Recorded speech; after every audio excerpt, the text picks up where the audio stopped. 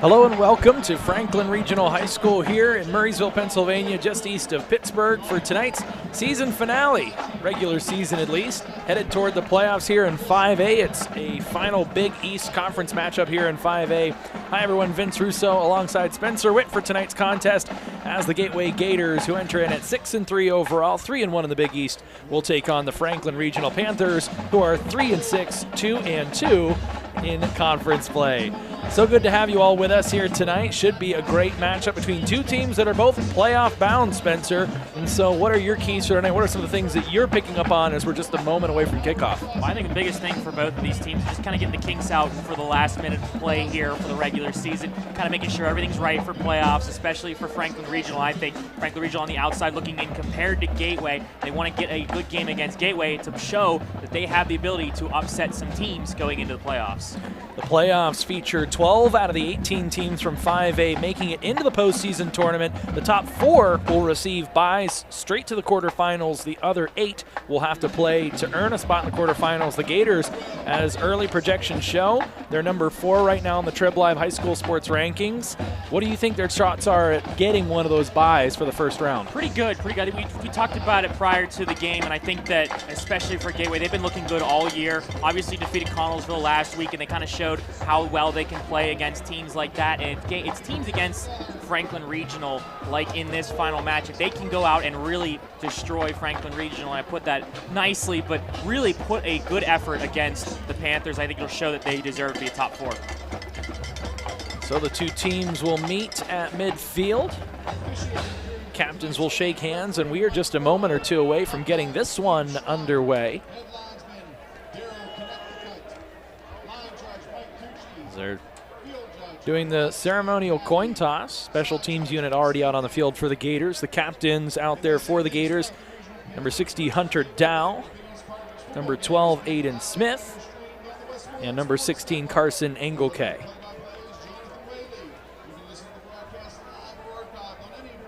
Again, the Gators enter in at 6-3 overall in the season, as you see there on your screen. As we're happy to have everyone along with us tonight on both YouTube and the Trib Live High School Sports Network.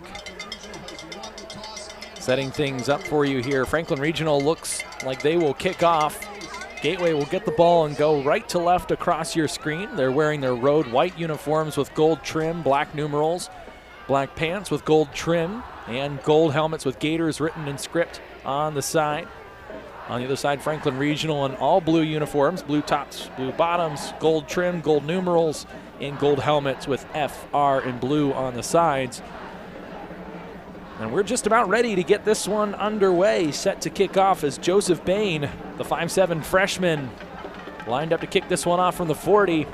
And we'll get this last regular season contest underway between the Gators and the Panthers here at Franklin Regional. Kick is off. It's a short one that'll land about the 30-yard line. And taking it up over the 40, over the 50. The Gators get great field position to start as the return man is run out of bounds, but not before getting into enemy territory there. And so a good start here for the Gators as Inez Jordan able to take that one up and into the Panthers territory, getting close to the 40-yard line. Yeah, good kick return from Jordan. It almost looked like Franklin Regional kind of made that on purpose. Almost looked like they're going to set it high in the air, have their defender or their attackers go down there. But Inez Jordan decides everybody's crashing in, hop out to the outside and break out for a couple yards. Good start for Gateway. So the Gators go to work at the 40-yard line of the Panthers here. Great field position to start. 3 receivers set. Jaquan Reynolds, the sophomore, is the sidecar running back. Next to the other sophomore, Brett Birch. Birch going to hand it off to Reynolds. Reynolds with a big hole. He makes a few miss, and he'll get close to first down yardage, and it looks like he will move the chains. They'll get past the 30-yard line. Needed 10, got 12, so first play from scrimmage is a 12-yard run by Reynolds. And you see, like you mentioned, big hole from 43 and 56, I believe that is, on the line, who was able to give Reynolds that explosion to give himself the first down. Remy Bowes and Timothy Bryant. Now the ball comes loose. The Gators have to get on top of it. They will quickly, but an errant play there will drive them all the way back to just about where they started. They'll lose 13 yards back to the 41-yard line. As Birch was pressured, the ball came loose, but the Gators able to get back on top of it. Okay, take a look at the replay from Birch. Just slipped out of his hands. I mean, nothing crazy about it. He thought he had over-the-top route down on the left side of the field, but ball just fell out, and Gateway lucky to get back and jump on that one. So it'll now be 2nd and 21. Ball at the 41-yard line of the Panthers. Birch set in the shotgun once again. Brad Birch will send Jaquan Reynolds in motion. Now he'll send his brother Brett Birch in motion. Screen pass behind the line of scrimmage to Brett, but now Brett's going to go to throw it. He drops the ball, and another fumble. This time the Gators won't get it back. The Panthers fall on it. And a couple plays here early, not sure. There's no more rain, Spencer, on the field at the moment, but there was some rain before the game. You see some drops here early from the Gators, and now it's Franklin Regional will take over with great field position. Yeah, someone should have told the Birch brothers not to eat Butterfingers before this game, and just another one that falls out of Birch's hands. This time Brett Birch, like you said, nothing crazy about it, nothing wrong. He just fell out of his hands. It's almost bizarre to see that, 2 plays in a row. So now the Gators defense will trot out onto the field, a unit that has been excellent thus far this season, allowing just 13.4 points per game. They are 2nd in 5A, only to undefeated #1 team in 5A, the Moon Tigers.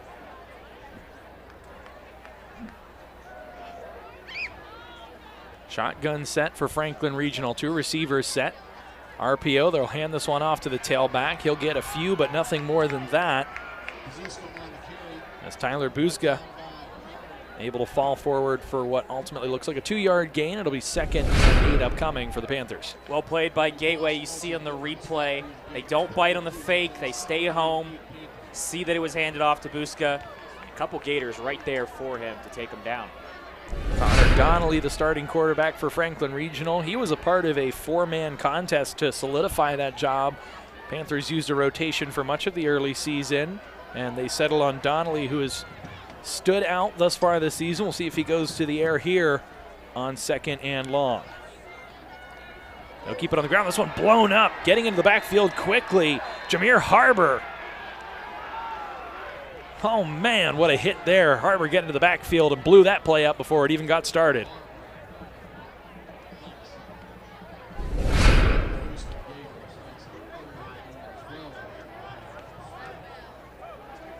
Taking another look at it, you see Harbor on the edge there for Gateway. Just gets through unblocked. I mean, you had 3 guys there that were basically unblocked. See 75 as well for Gateway. Unblocked as well. Christopher Horton. Bad play by Franklin Regional all around. Just like you said, that play was blown up before it even started. So it'll be 3rd and long, 12 specifically after the loss of 4. They'll go to the air. They'll flip that one out for a screen pass. That one's dropped. And so 4th and long around midfield. Ultimately, the punt team will come out as the drive stalls for the Panthers. So crisis averted for the Gators after turning the ball over on their first possession.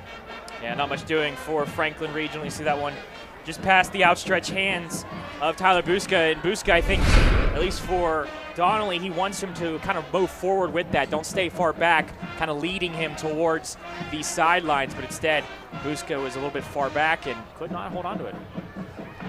So it'll be Brett Birch back to return this one.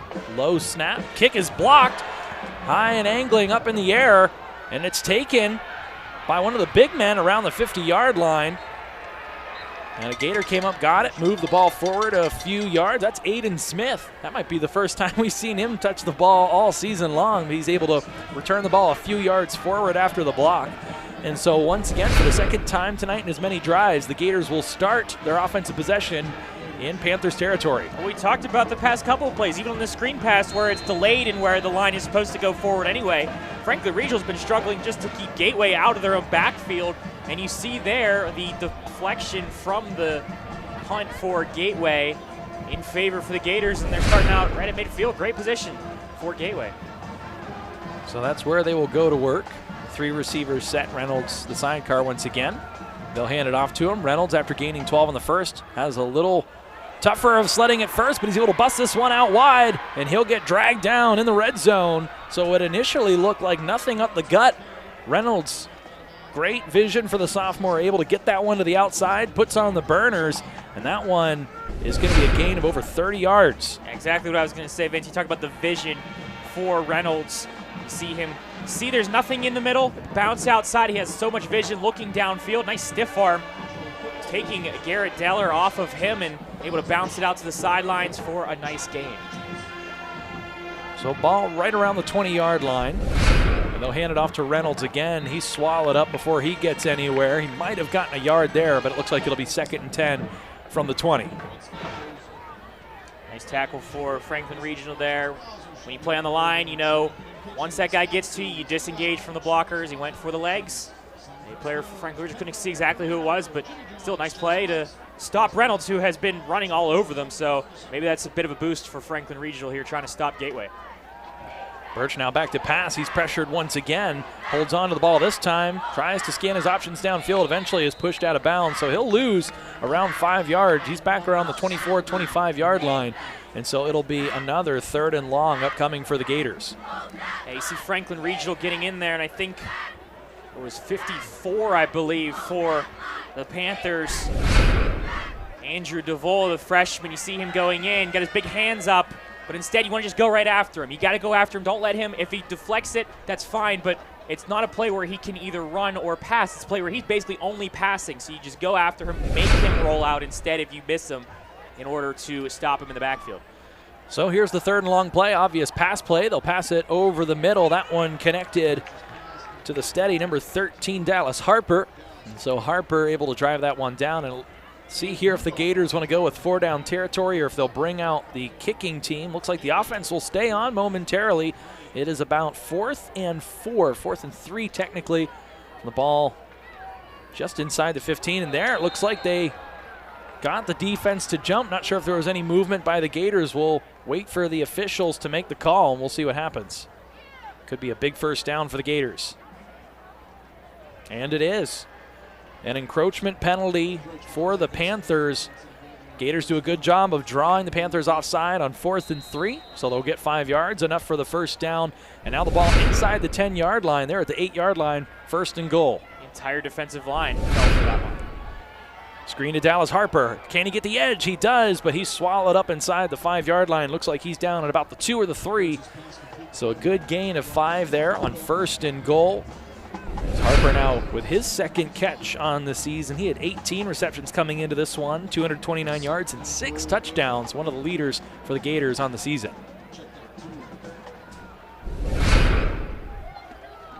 So 2nd and goal from the 2.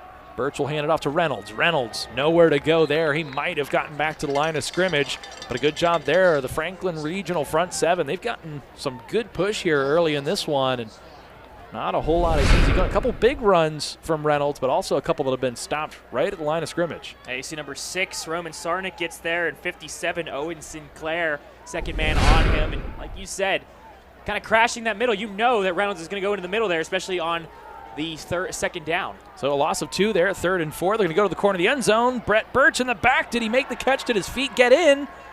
No. They're going to say that he was out of bounds. A good adjustment there. A good job coming down with the ball.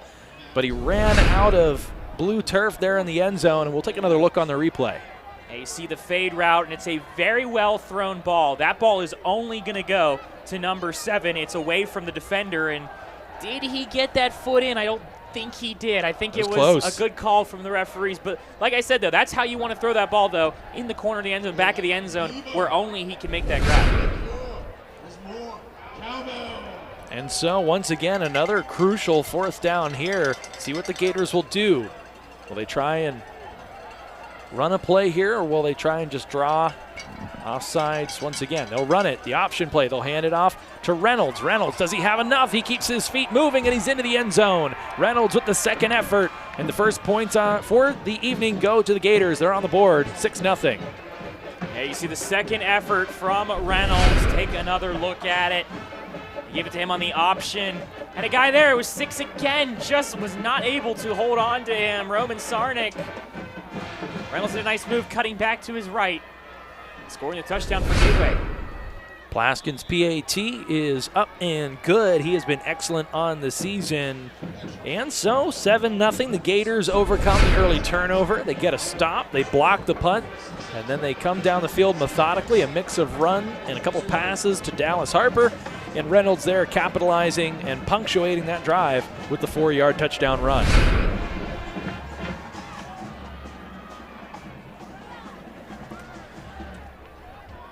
Gators looking to take a step forward to be one of the top 4 teams in 5A to get a bye.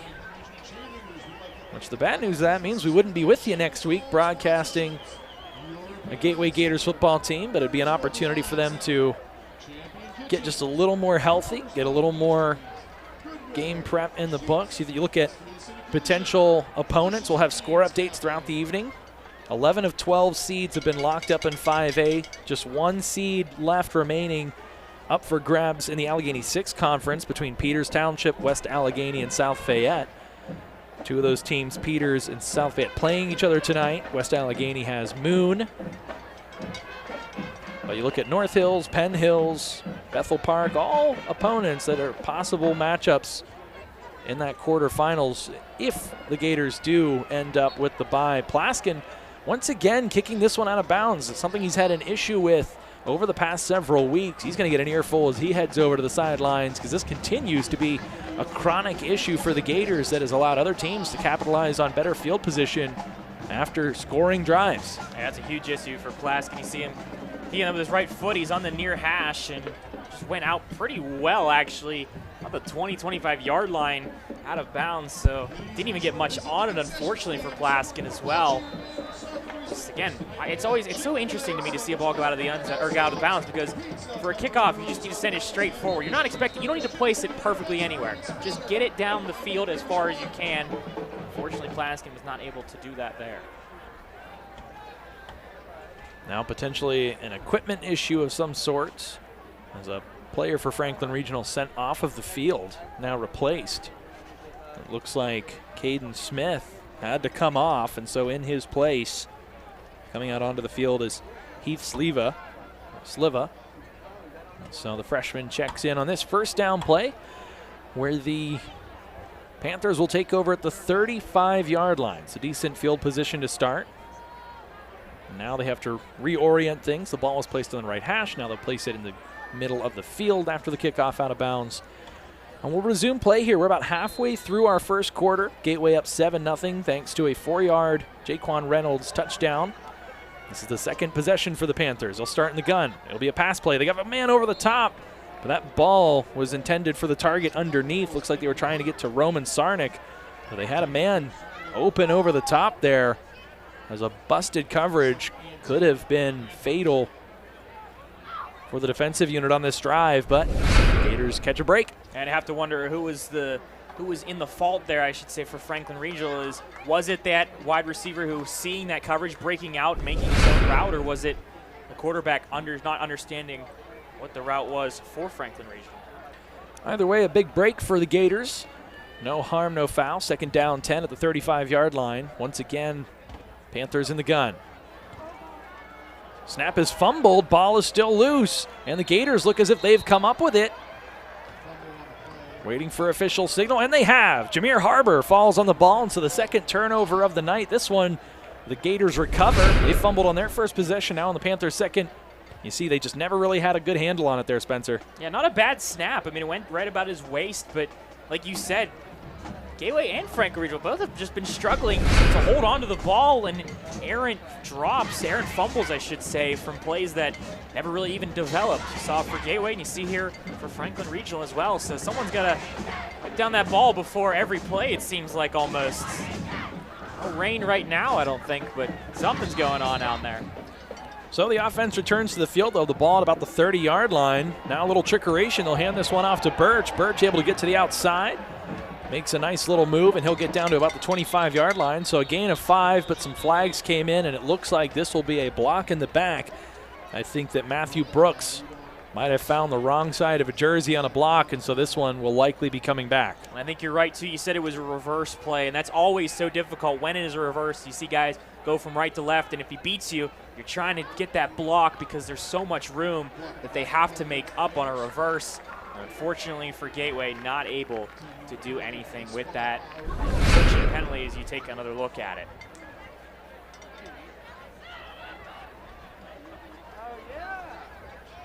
Yeah, you see 55 right there, yep. Just as you thought, Vince, that was just in the back because defender had him beat and he was just trying to do his best to keep him away, but unfortunately, called for a penalty. So it'll be first down and much longer this time, and Birch is going to lose the ball again. And the Panthers come up with this one at the 40-yard line of the Gators, and they're going to have excellent field position on the third fumble of the night. And Spencer, we talked about it. It's not raining out there. It is colder than we've had most of the games this season, but for some reason, neither of these teams can hold on to the ball. Yeah, and chalk this one up to just a good strip sack here. Take another look at it.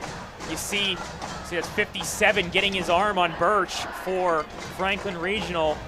Owen Sinclair was able to strip the ball, and once Franklin Regional recovers it, still 7-0 game, but Franklin Regional, again, they give them a lot of credit so far. I think other than Gateway having a couple fourth downs where they had to improve or get themselves the first down, Franklin Regional's done a pretty good job. Yeah, the Gators took over. It looked like they were on the fast track to building a 2-score lead, but a penalty and a turnover now puts Franklin Regional in the driver's seat to try and tie this one up. They get the ball at the 40-yard line to start the drive, and a gain of about 2 there. As that one pitched quickly to Zach Buska. Both of the Buska brothers have been big factors in the backfield for the Panthers this season. And you see from Gateway, well played by the Gators, front line especially. Everybody going crashing to the left after seeing that pitch to Buska. Did not give him any room to work with on the near side of the field.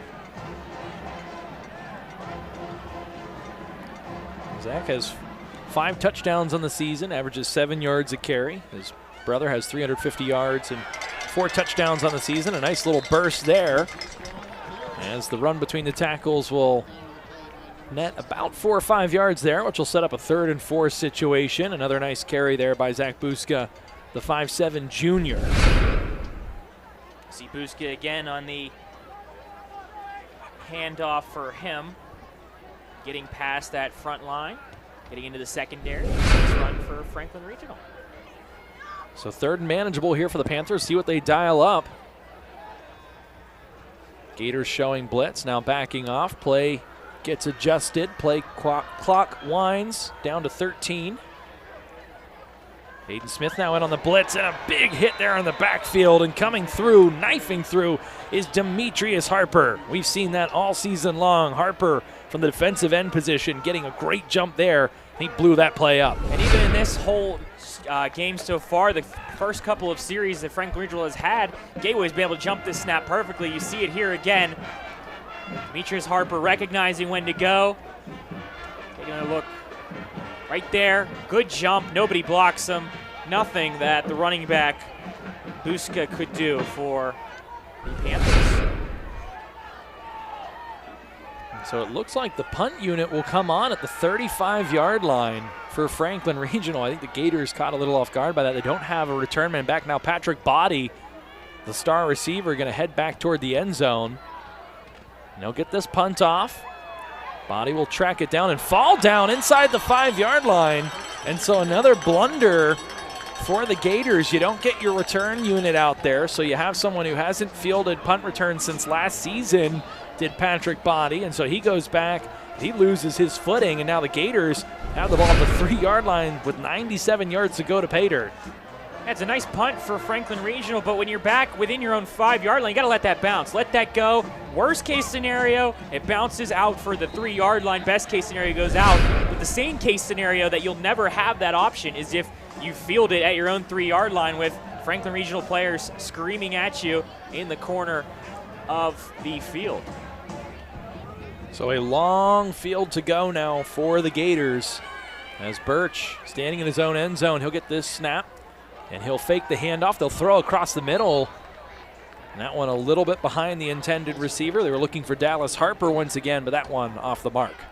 Looks like that helped actually. Gateway is the back judge there. You saw the referee in the way for 16. Take another look.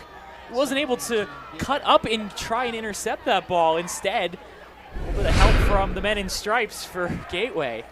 I don't know if he would have been able to jump it, but still not even able to get that option. And so now they will hand it off to Reynolds, and he is stuffed in the backfield. He's going to lose yardage there as a big-time hit knifing through is Sarnick, and the 6-foot, 175-pound junior laid the boom there. Yeah, and Sarnick finally put some stickum on his hands here. He's able to hold on to Reynolds. It's a very well played hit textbook tackle for Sarnik, who had a couple times where he was not able to tackle Reynolds. 3rd and 12 in the shadow of their own end zone. They're going to go deep over the top looking for Harper. This one intercepted. And so the Panthers once again will go to work with excellent field position. And you know, Spencer, we didn't talk about it. We didn't have enough time to really touch on it, but we did talk about, does this have the feeling of a trap game with the Gators coming off a couple big wins? You clinch the playoff spot. You don't really feel super confident that Penn Trafford's going to lose to Latrobe, and so, you know, are the Gators emotionally and mentally invested in this one early? I think so. I mean, Franklin Regional senior night, you know, this is a game that Franklin Regional wants to win more than Gateway in the sense of what you need to win in order to go into the playoffs. And real quick, though, on that throw, you need to have that over the top. That needs to be deeper because he's double covered already to start, so you need that ball farther for Gateway. 1st and 10. They're going to try to throw this one out wide after the turnover. That one looking for Maddox Morrison. And Donnelly will overthrow the 5'10" senior. And so seeing blunders out of the Gators we haven't seen the past few weeks. And you see Donnelly there on that throw. He's got to let that play develop just a little bit more. Half a second more, let him get over towards the sideline, and then you make that throw. That's a textbook throw, perfect throw. If you just hesitate maybe a half a second longer and let him break away from his defender. Gators have been incredibly stout defensively here. We'll see if they can get another stop. Jameer Harbor again getting back into the backfield rather. Carson Engelke joins him there as a trio of defenders, including Matthew Brooks as well. And Remy Bowe's also in there. So ends up being 4 different Gators getting their helmets on the ball carrier and bringing him down in the backfield. First guy to get there, number 5, like you mentioned, Jameer Harbor, who, again, on the rush from the outside, was able to just hesitate, waiting for that running back to get right to him. Nothing that Franklin Regional could do. Well played by number 5, Jameer Harbor. So 3rd and long, no stranger to either of these teams here early. What's been a defensive battle here. They try to set up the screen. That one well overthrown. And so once again, it'll be 4th down at about the 35-yard line, and decision time once again for the Panthers.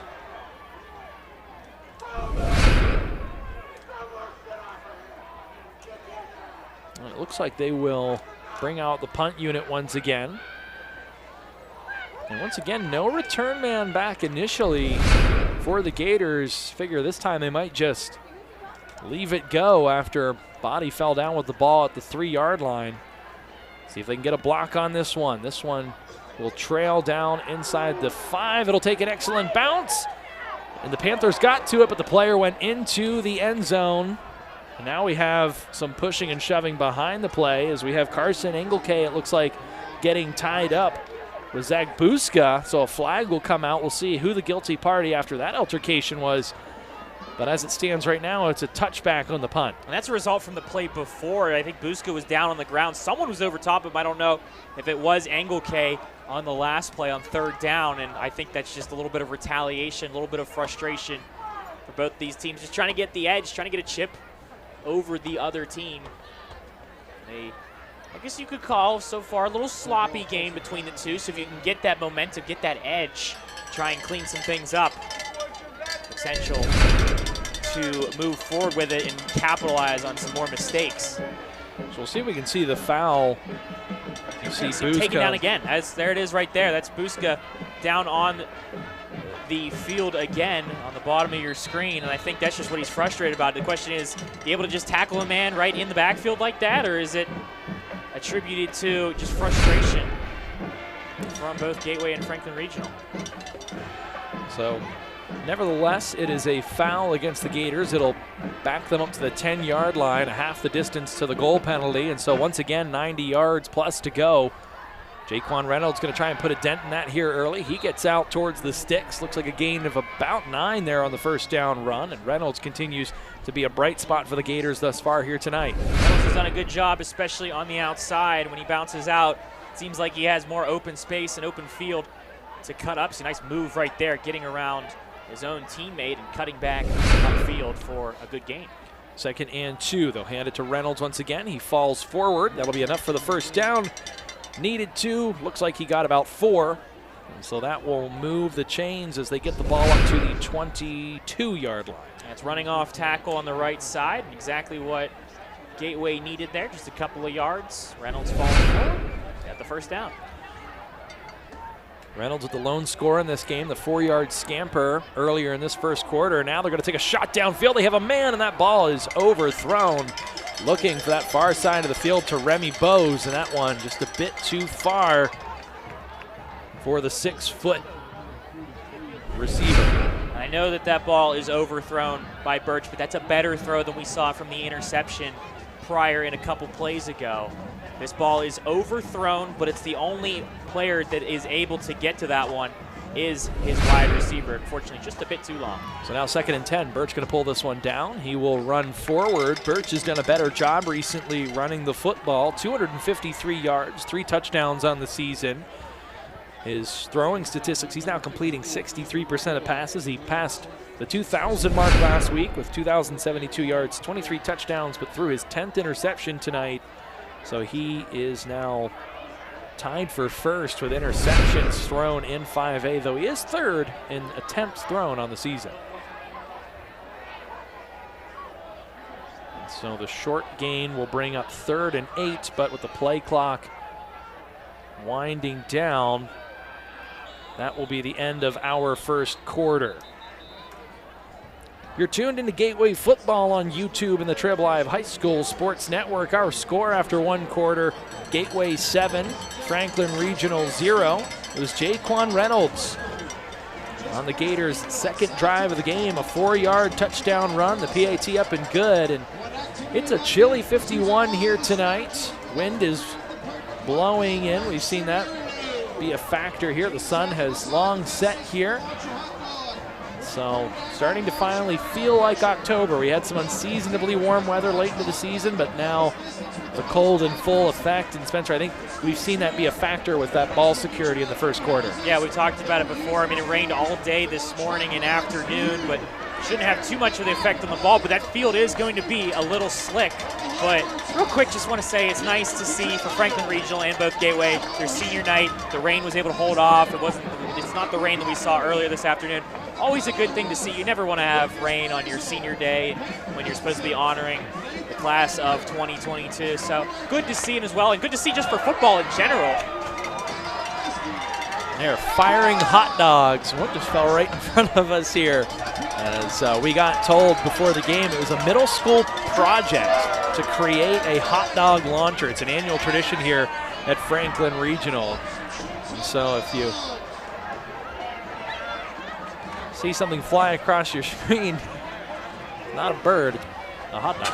One of them went over the press box earlier.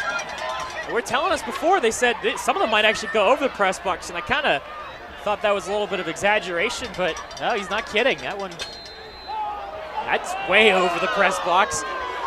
So we'll resume play here. 2nd quarter starts. Birch back to throw. He's sacked in the backfield, tried to evade the oncoming tackler and was unable. Brent Hickey, the 5'9 freshman, got himself into the backfield in a hurry, and that's going to end that drive for the Gators as it will be 4th and long, deep in their own territory.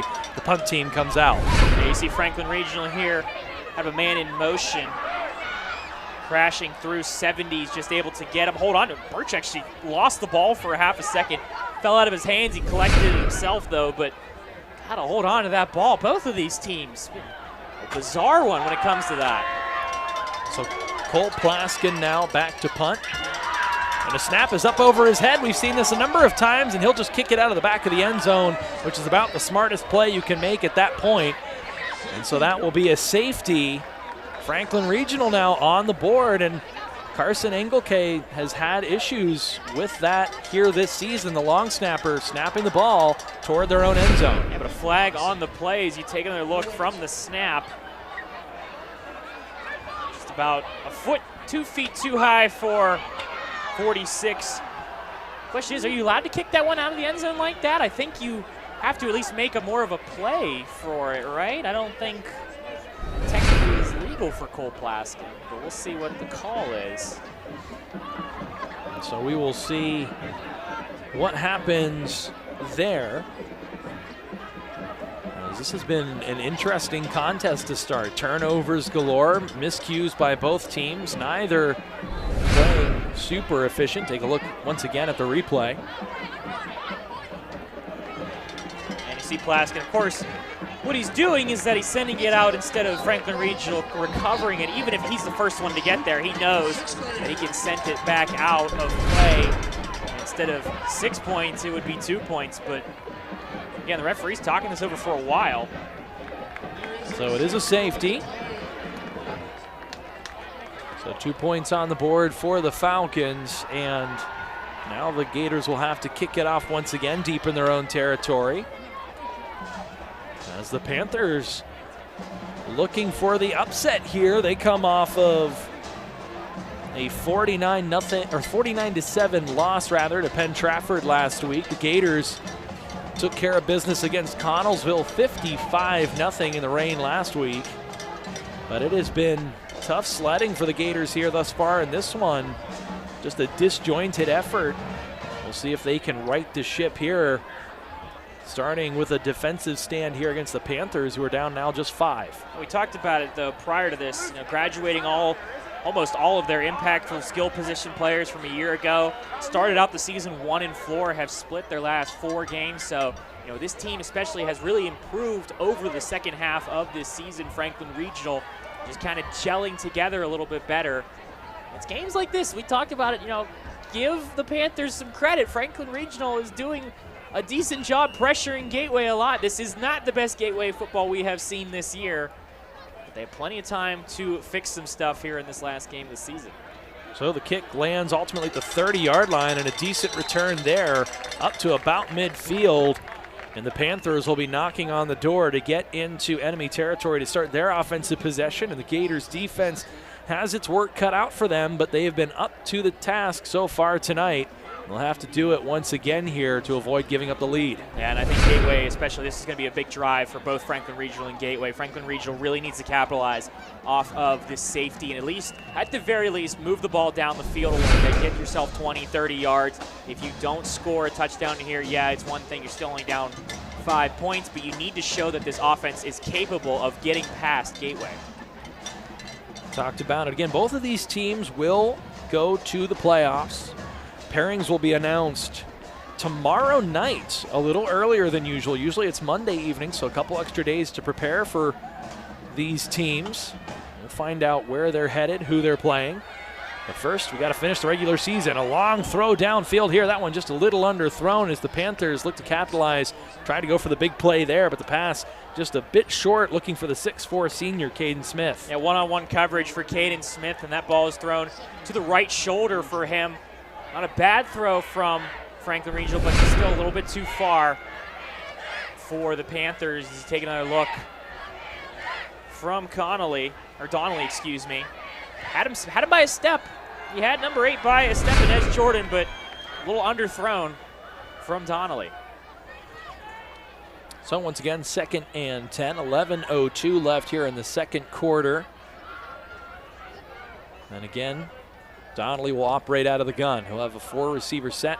Rolls, looks, going to throw this one toward the sidelines. Was looking for Smith again, body in coverage, and he's able to apply enough pressure. That throw a little bit outside. Smith can't come up with it, so now it'll be 3rd and 10. That's well covered by Patrick Body Jr. You see the cutback from the receiver. He stays with him, gets his hand on it, even though still a very uncatchable ball, very tough one. Is able to cover him like a glove. Taking another look, he was all over him, not letting him get any separation for an accurate throw that would have been caught. But good job from Gateway's defense so far in this game. See if the Gators can get one more stop here, force another punt after giving up the safety. 7-2 our score, Gators out in front. Ball still at the 49-yard line for Franklin Regional. Again out of the gun, Donnelly bobbles the snap. He's going to go deep once again, looking for Smith, but that one's going to be laid up. Body's going to shake off Smith, and look out, folks. One of the most dynamic playmakers in all of 5A has the ball, makes a few miss, and he gets tripped up right around midfield. A heady play there by Roman Sarnik to take down the Cincinnati recruit.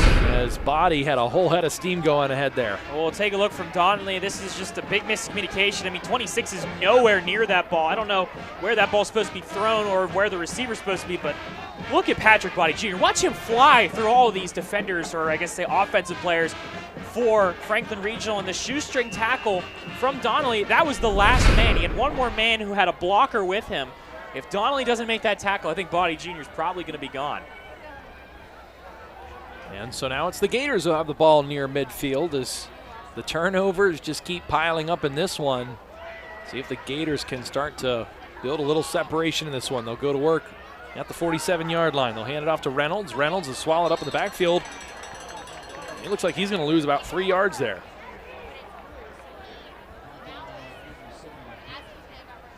See some scores at the bottom of your screen as all the playoff implications across all 6 classifications. Another look at Reynolds' run there. Not much going.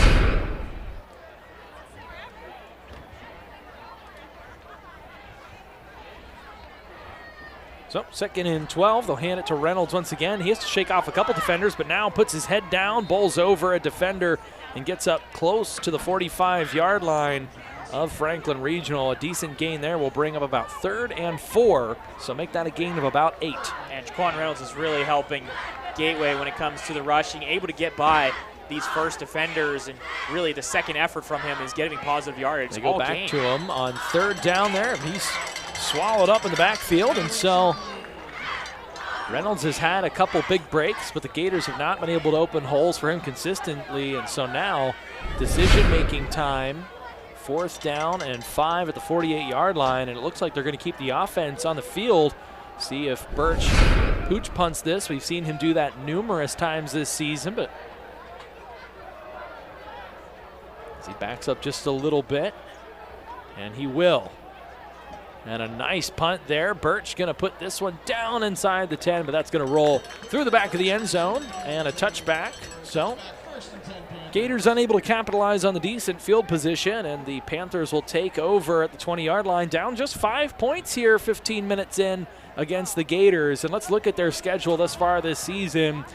Twice as many W's as L's there on the season. They have tough losses against Thomas Jefferson. They're defending 4A state champion. They're defending 5A state champs here. Pine Richland now number 3 in the Trib Live High School sports rankings, and that tough, heartbreaking loss against Penn Trafford. And 2 of those 3 losses, both against the Jaguars and the Warriors, Gators had the ball going down the field and saw drives stall out. And last week we saw a big win over Connellsville. See if they can end the season here with a record of 7-3. Quick throw out. Swallowed up there is Brett Fickle. He's not going to get going anywhere fast. Good coverage there by the Gators. And you see from Gateway, a little blitz from the linebackers, and 44 is just immediately met by 24 for Gateway. That was Elijah Heller. Again, Franklin Regional just really can't get their offense going right now. Give Gateway a lot of credit. So 2nd down and 10 once again, as Franklin Regional struggled to pick up any yardage on 1st down. Now a throw out into the flats. That one well short. Now flag is down in the backfield. Not sure if someone got a jump or if there was holding. We'll see this get sorted out here, and we'll get the call. I think this one's going to go against Gateway. I think someone did jump prior to the snap. Oh, correction. Yeah, correct. It's actually going to go against Franklin Regional. My apologies. I was looking at the ref was looking at the wrong side. I was thinking for some reason that he was looking at Franklin Regionals. It appeared someone might have still been in motion when the ball was snapped. I think that's exactly what the call was. Illegal motion for Franklin Regional. Again, when you have a lot of those players on the line jumping and getting them to force them to move, get out of that rhythm a little bit, and that one is one of the reasons for the illegal motion. So instead of 2nd and long, they'll decline the penalty, make it 3rd down and 10.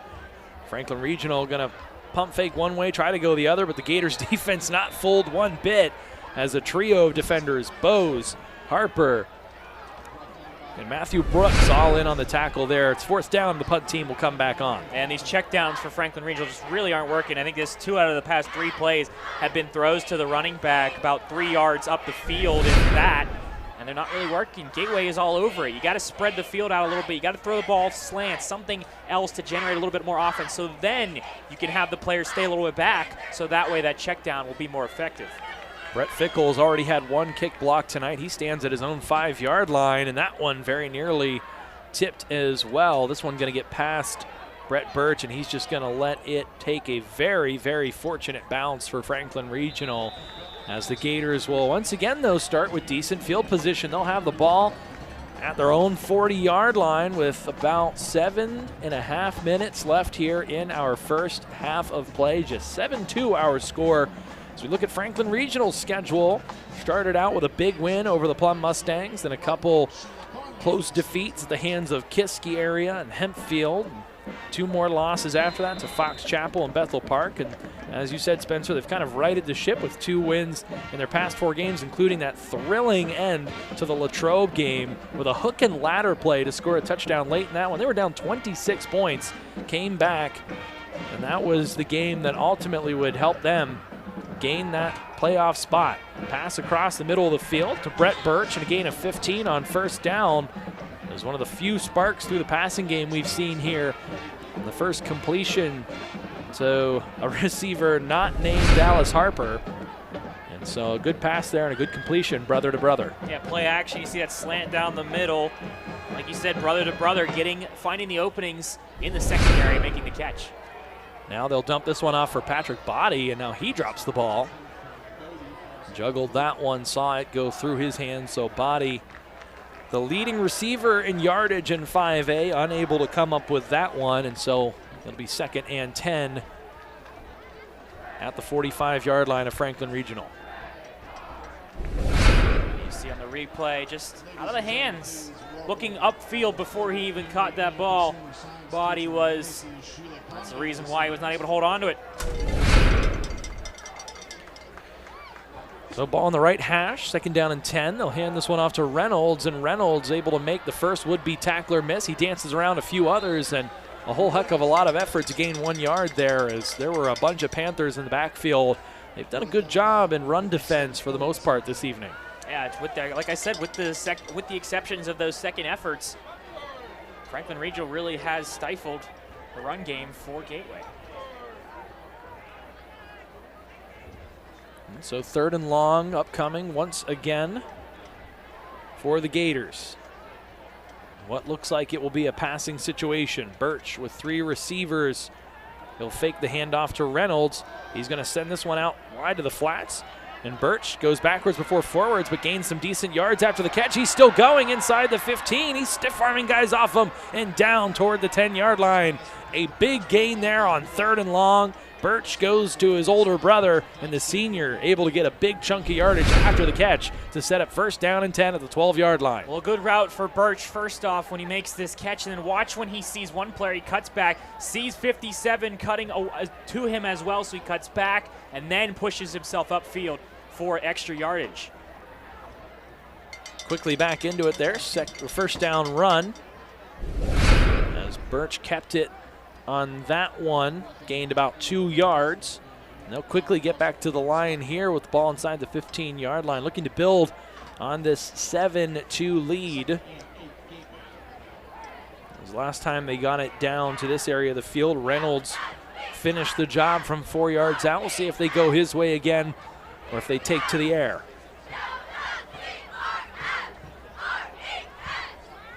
Reynolds to Birch's right. He'll get the snap, fake the handoff. Now he'll go across the middle, and it's into the arms of Dallas Harper. And his 7th touchdown of the season will extend this lead 13-2 now. The Gators are on top. Exactly how you want to execute that one. It's a slant one-on-one coverage on the outside. Harper cuts in, has the defender back behind him. He's expecting either the corner of the end zone on a fade, or he's expecting some help underneath. There's nothing there. You see the slant perfectly played and perfectly thrown from Birch. And so Plaskin good again. 2nd touchdown on the evening. Opens this one up, gives a little more breathing room for the Gators as they now lead 14-2. Gators locked into the playoffs for the 19th time in 20 seasons. And take another look. Yeah, I just want to say again, that's awareness from Birch, especially recognizing the one-on-one coverage on the outside, seeing the seam that he had to cut in and have a lot of, or plenty of space in that end zone, a lot of area in blue that he was able to cut back in. There was really no defenders on him except for that man over the top, and you have a slant route back in, underneath, no help. Almost a touchdown every time as long as you put that on target. So again, that's Harper's 7th touchdown on the season. And he has only touched the ball about 21 times this year. So 1 out of every 3 times. For much of the season, it was 1 out of every 2. He's lost the pace just a little bit, but Harper, for a guy who hasn't touched the ball all that much in the grand scheme of this offense, he sure has made the most of the opportunities he has gotten. Plaskin with a much better kick this time, inbounds, gets corralled at the 12-yard line, and now the ball carrier will get drugged down just past the 20-yard line. Looks like the Panthers will start this drive at the 24-yard line. So as we were saying, Gators in the playoffs for the 19th time in 20 years, their 35th overall appearance, looking for their 6th straight semifinal appearance. 5A's wide open this year. It's going to be real interesting to see who's left standing. You get the feeling this year after you see only one team, Moon, undefeated, and you got 2 losses at number 2. You got 4 losses at number 3. Gateway with 3 losses on the season. Penn Hills with 3 losses at number 5. I mean, you talk about Kiski almost upsetting Pine Richland last week. It's going to be an incredibly interesting tournament this year. So Eden Smith in the backfield once again. They time the blitz well, and a slew of Gators get to the quarterback, and Donnelly goes down back inside the 20. That's going to be a loss of over 10 yards on first down. We see Gateway in the backfield before half the linemen are even able to get up. I think Franklin Regional's got to change the snap count or something to try and fool Gateway a little bit more. Take another look. You got 2 guys who are jumping that snap immediately, and one of them was the one who got to the quarterback, 43. For Gateway. Remy Bowes with a great play there, and so it is now 2nd and 18. And it looks like a jump there on the line. So Franklin Regional is going to make things even worse on themselves with the false start penalty.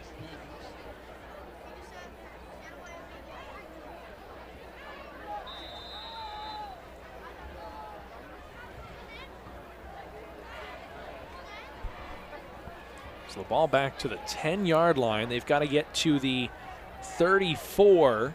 So that'll make it 2nd and 24 now. See what the Panthers dial up here. They fake the screen. Now Donnelly running for his life, tries to throw that one out to Smith, but he was pressured and brought down by Remy Bowes, but not before he was able to get rid of that one. Again, nothing that Franklin Regional could do. Give Gateway a lot of credit. Again, they're in the backfield. They're not letting Donnelly get comfortable at all. He has to throw it to a check down, and just nothing Franklin Regional can do right now. It seems like it's just all Gateway all over them on the offensive side, or on the side of their own field for Franklin Regional. Panthers' only points came off of a special teams blunder on a bad snap that went over the head of the punter Plaskin. Otherwise, the defense for the Gators has been unstoppable. There, a drop as they had the screen pass set up, but it goes through the hands of Maddox Morrison, and now the punt team will come out with 4 minutes and 10 seconds left from their own 10-yard line, and the Gators look like they'll get great field position to start once again. And that's unfortunate for Franklin Regional. I think that was probably their best played screen we've seen. We've seen them try to do it a couple times to no avail, and that one off the hands, I think he breaks for at least 15 yards if he's able to hold on to that. He had a lot of blockers ahead of him. And a lot of green as well. That's a good point. But instead, it'll be a punt, and this snap is high, and they just get it off, but it's a very short punt, and Birch had to go down to his knees to pick it up, and so no worse for the wear. Birch will get it at the 35-yard line, and with that knee down, that's where the Gators will start as they very nearly block another punt. But good field position upcoming for the Gators. Take a look here at the top 5. Moon taking on West Allegheny tonight, looking for that perfect season. Penn Trafford taking on Latrobe, trying to solidify the Big East. As Moon will win the Allegheny 6, Penn Trafford in all likelihood will take home the Big East. And then Pine Richland and then Penn Hills at number 5. They and North Hills are all tied for the Northeast Conference lead at 3-1. So still some things to be sorted out there tonight. The Gators sitting there at number 4, which would get them a bye if the selection committee keeps them in that top 4. They'll go to work here to continue to build that resume as Birch is going to keep this. He has a couple blockers on the outside, tries to keep his feet in bounds and is able to move himself forward. And a great second effort will get him inside the 30-yard line. And that is about as hard as you'll see someone work for a gain of 5 yards. Replay, Birch immediately going to his right. Looking for the screen. I just don't think he wanted to throw it out there, so instead he takes it himself. Not sure if that was designed or not, but got himself 5 yards after what should have been 2 at best. Birch gets pushed there by Owen Sinclair as he was looking to get rid of that one, so the pass falls to the turf harmlessly. Good pressure once again by the Panthers there, and so once again it's 3rd down upcoming for the Gators. And it's pressure there you saw for Franklin Regional getting into the backfield. Jaquan Reynolds is just able to hold him off just long enough, but still a little bit of contact forcing that errant pass. 3rd and 5. They'll get it out wide. It's Jordan. Jordan with a lot of room to go. No one's going to bring him down, and he very nearly got into the end zone, but was tripped up inside the 5-yard line. Looks like he's down to the 1. And so a goal to go situation for the Gators once again.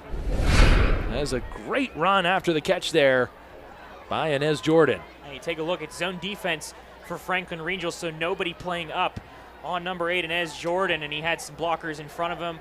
Was able to just get to the 1-yard line. Thought he could get that one in, but was just hauled down. You've seen the second efforts from Gateway been successful, but that time just not able to get into the end zone. And a good thing that he was down because he fumbled at the end of that one, which could have very nearly been a turnover on a touchback. Instead, it's Jaquan Reynolds. He's into the end zone once again.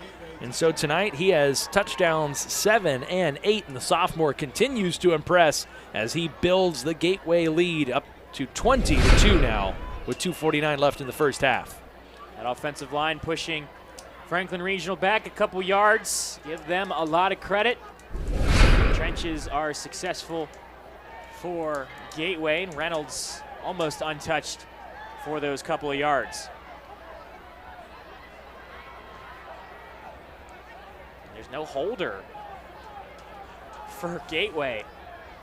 I don't know what was going on there. Just 3 seconds now to snap it. They'll get it down in time. Plaskin able to get this one up and through. I'm sure the coaching staff not going to be thrilled about that, but no worse for the wear. The kick is up and good, and it is 21-2 now. The Gators starting to open this one up a little bit. And as Jordan had to run onto the field late for that extra point, I'm not sure what happened there. Might have still been catching his breath. Yeah, not recognizing. That might have been actually the better answer for that as well, at least the one he's going to give. But Gateway does get the extra point as he's able to get there, get down, hold on to the ball, and let them kick it for an extra point. Plaskin continues to be in the kicking game, a real ace up the sleeve for the Gators. 4 of 5 on field goals for the season. His only miss was a blocked kick. Every time that the hold and the protection have been good, he has been perfect. And last week he missed what was one of only a few misses on PATs for the season during the 55-0 win over Connellsville. He has been one of many bright spots for the Gators this season, who are looking to get their record to 7-3, secure a first-round bye, and await a quarterfinal matchup. Very excited to see how the playoff bracket shapes up tomorrow evening. Gators down the field in a hurry.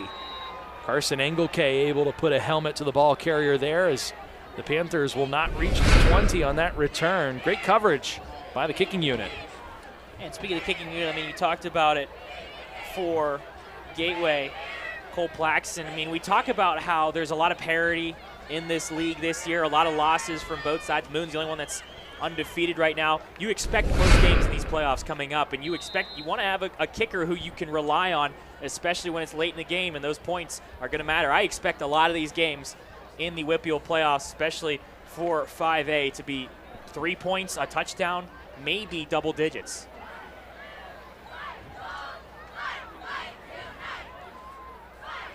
Gators now have a double-digit lead after 2 quick touchdowns here in the second quarter. Our score is 21-2.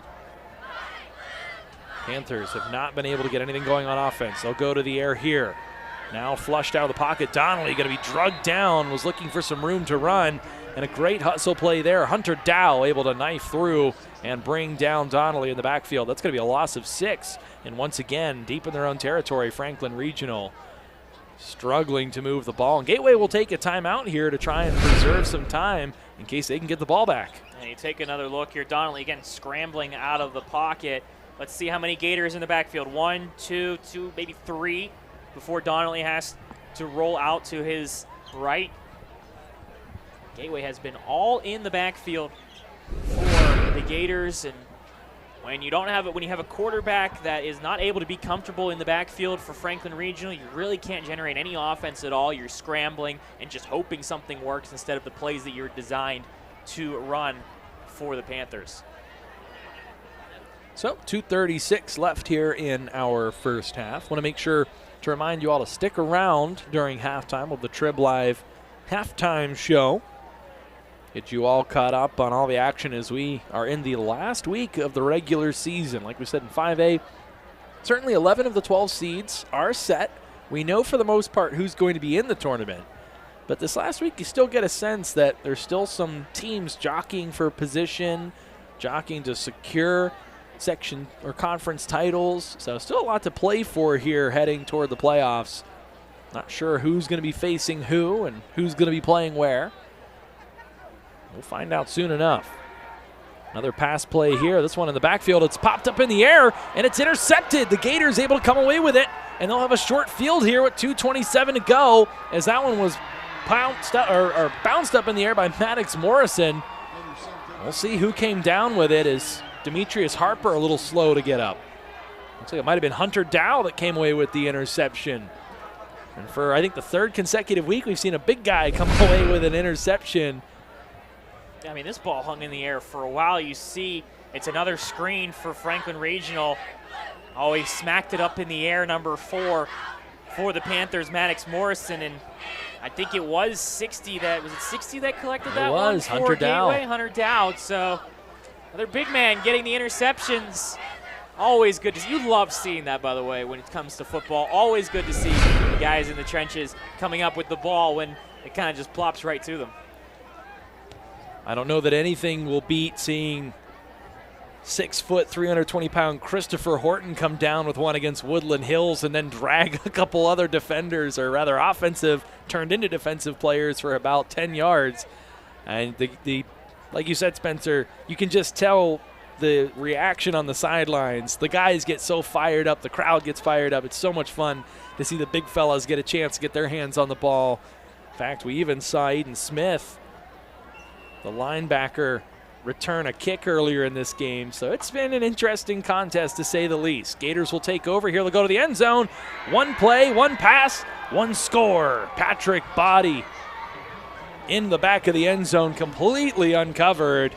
And that's an easy pass and catch. Good for 14 yards and a touchdown. That blown coverage for Franklin Regional. How are you going to let the Cincinnati commit wide open? I think he's going to make that catch 99.5 times out of 100. As you see on the replay, nobody even near him.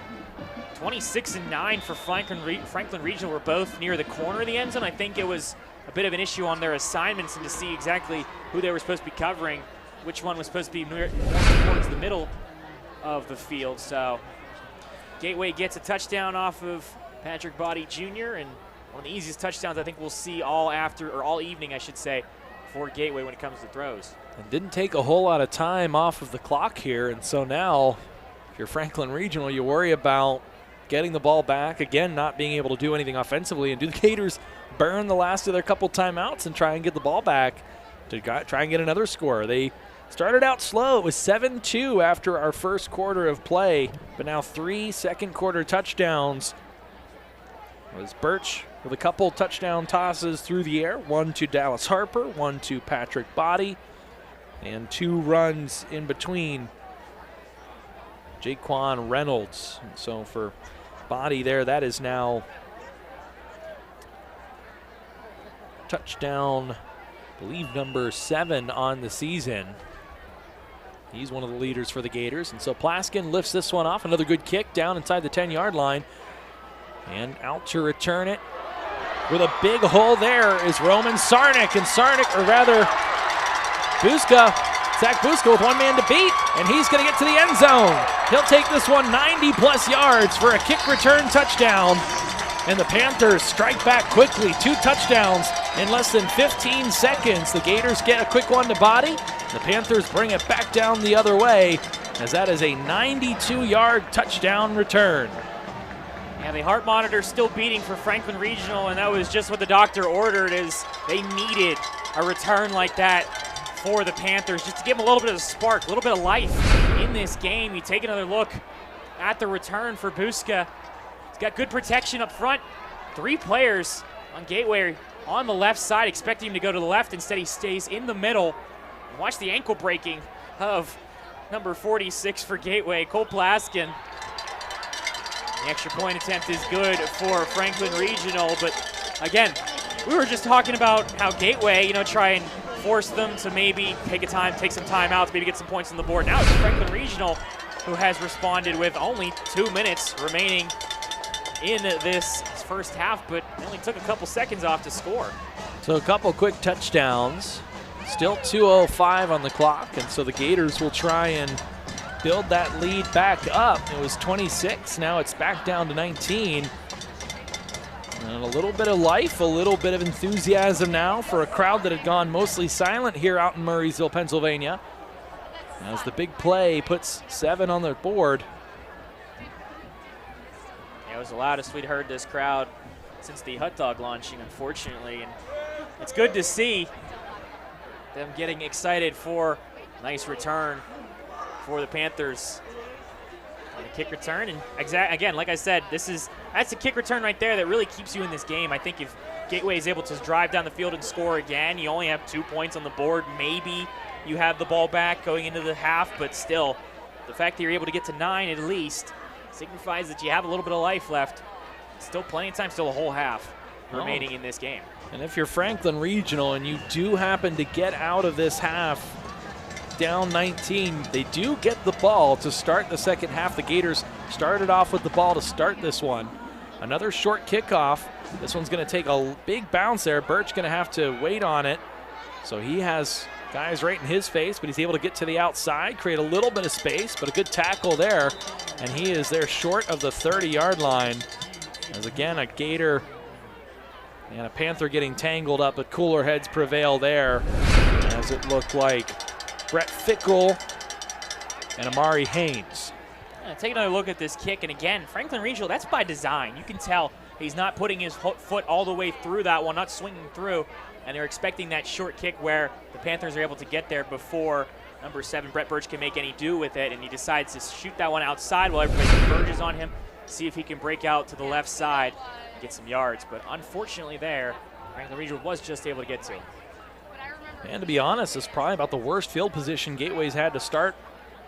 Rather, other than the, oh my goodness, a pass over the top. And no one's going to catch this one. Dallas Harper for the second offensive play in a row. The Gators take the lid off of the defense, a completely blown coverage. And I had to stop mid-sentence there because that happened just so quickly. But that one's going to be a 71 or 61-yard touchdown pass to Dallas Harper. And unfortunately, I think the reason you see Aiden Hudak is limping off the field, I think that's the biggest reason for it. Is a little slow moving forward for Gateway. And you saw Tyler Buska, who had to help. He had to make a desperation play just to get there. Unfortunately, not in there in time, and it's an easy touchdown for Gateway. So my math was right the first time. That was a 71-yard touchdown pass on the first play of the drive. Over the top to Dallas Harper, who was off to the races, turned on the jets, PAT is good, and so the lead is back up to 26. So we've had 3 touchdowns on the board in less than a minute of gameplay. I think even 45 seconds.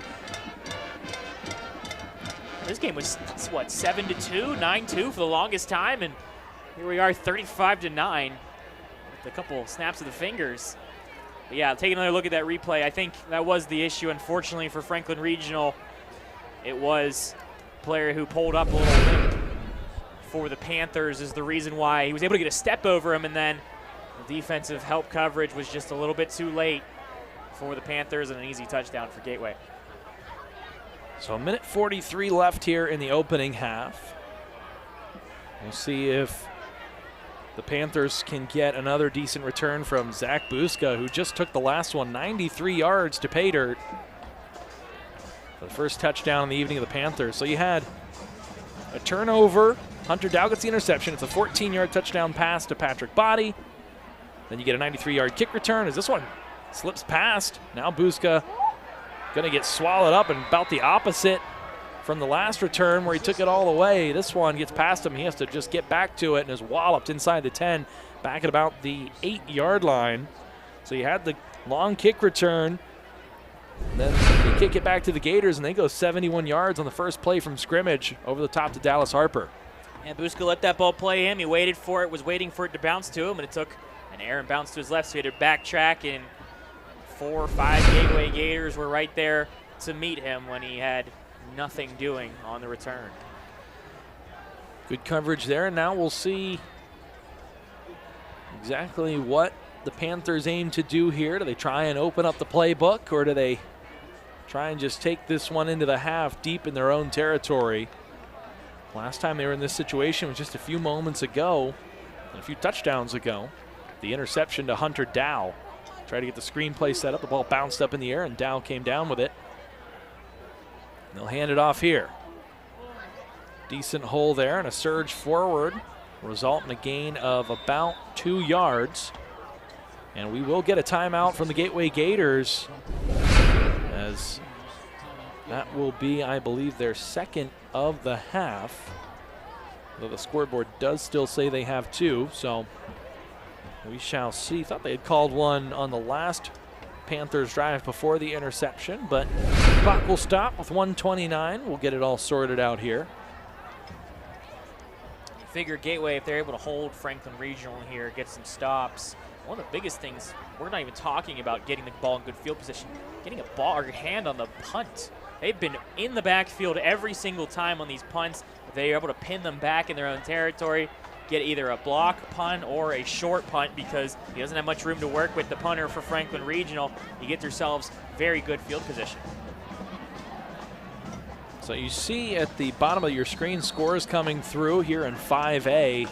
And once again, Pine Richland struggling. There's a big game. Peters and South Fayette both fighting for one of the final spots in the playoffs. Just one position left up for grab, but Pine Richland really struggling against Fox Chapel. 7-7 in the second quarter. Moon up just 8 at the half against West Allegheny.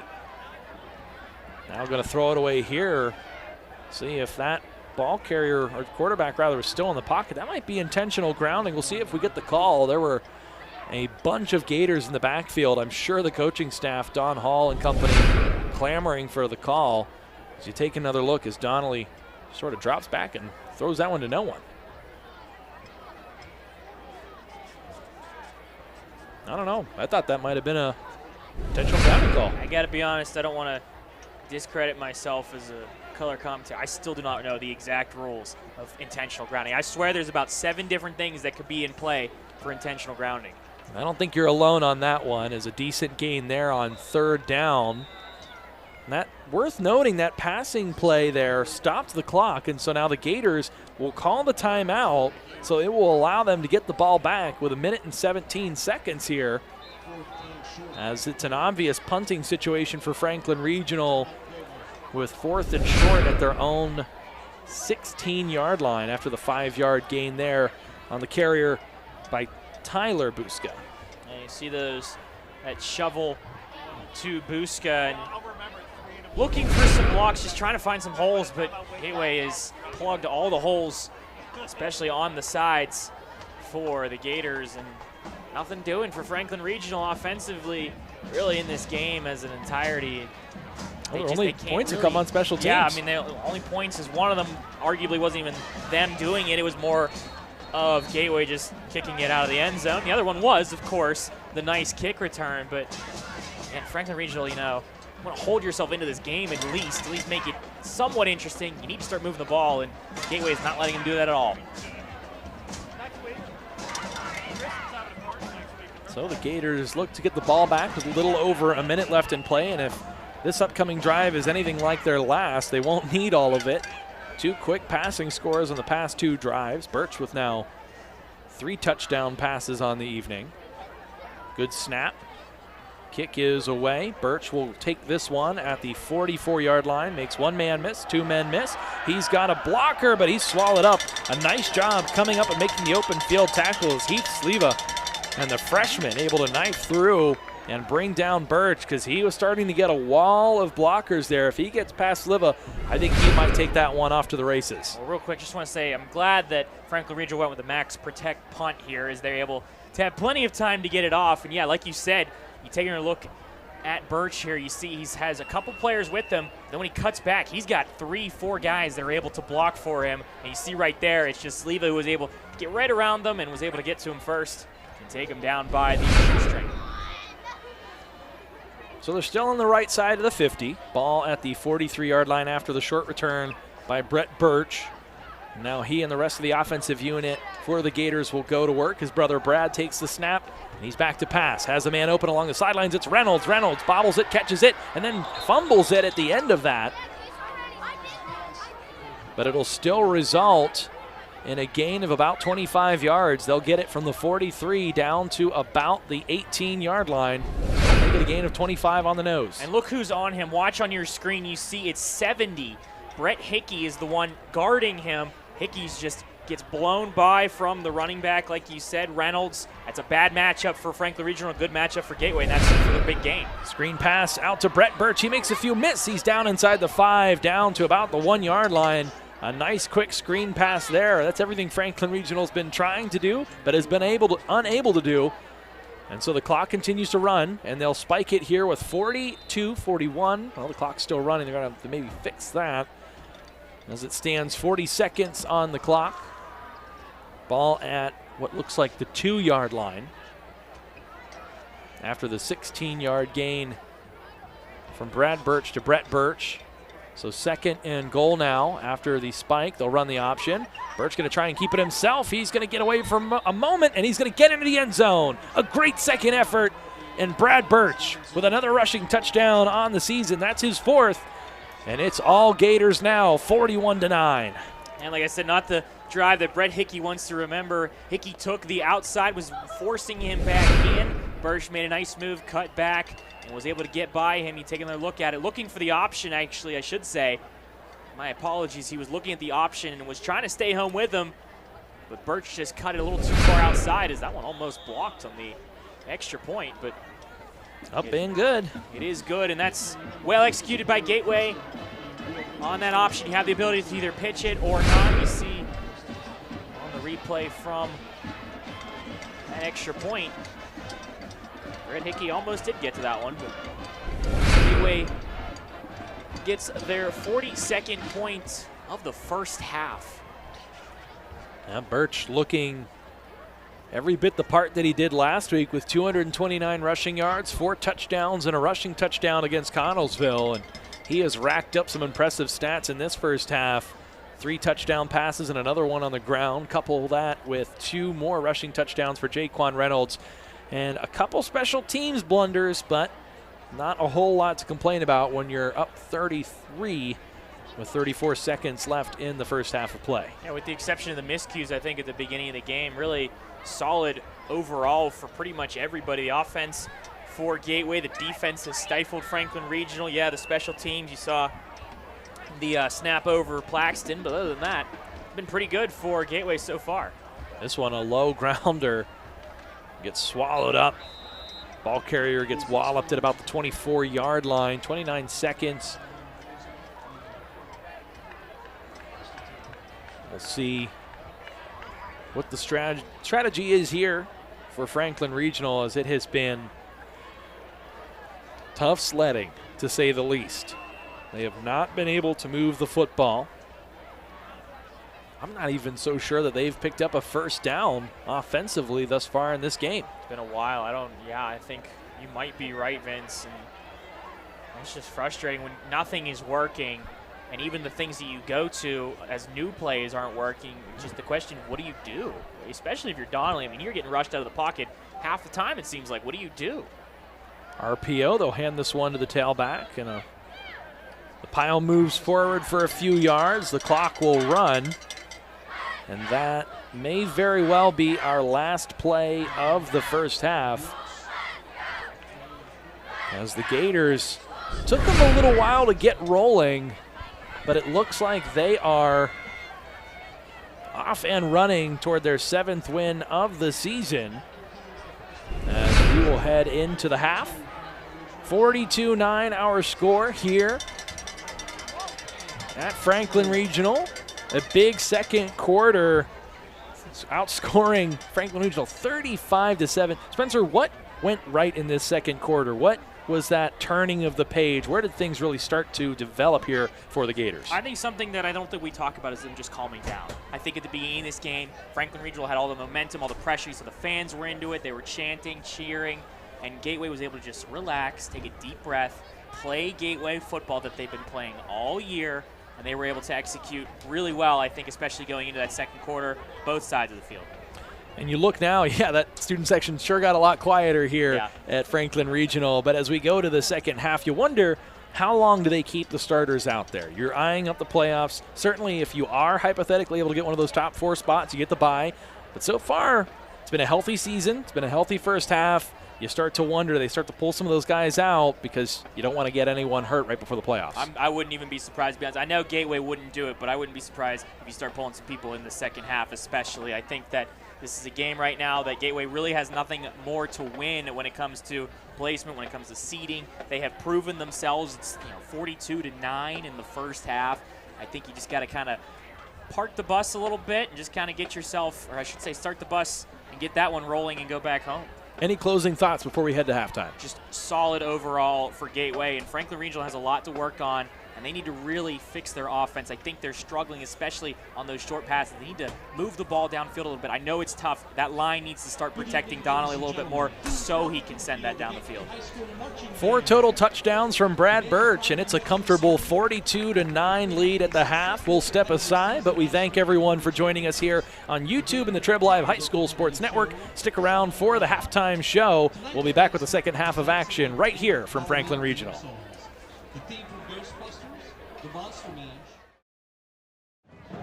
Getting ready now for the second half of play here from Franklin Regional High School, and one half in the books, all Gators. Started out a little rough, Spencer, but we got to where we thought this game would ultimately end up, 42-9 Gators after one half. Yeah, I think Gateway really, I hate to say it like this, but they remembered who they were. They kind of calmed themselves down, they played their game, and they were able to execute well all across, on both sides of the ball, and kind of in the special teams. They had a little bit of some issues, but they've gotten those figured out for the most part. And now as you look toward the playoffs, you look toward a potential bye scenario, you look towards some of the things that are opening up in a path to really make a run, you have to wonder, how much longer do we think we'll see the first units on offense and defense in this contest here moving into the second half? Well, I think at the very least you have to be conservative when it comes to your attack and your defense especially. Don't really let Franklin Regional do anything crazy to get themselves back into this game and force the defense to have to come back on, or force the offense to have to come back on to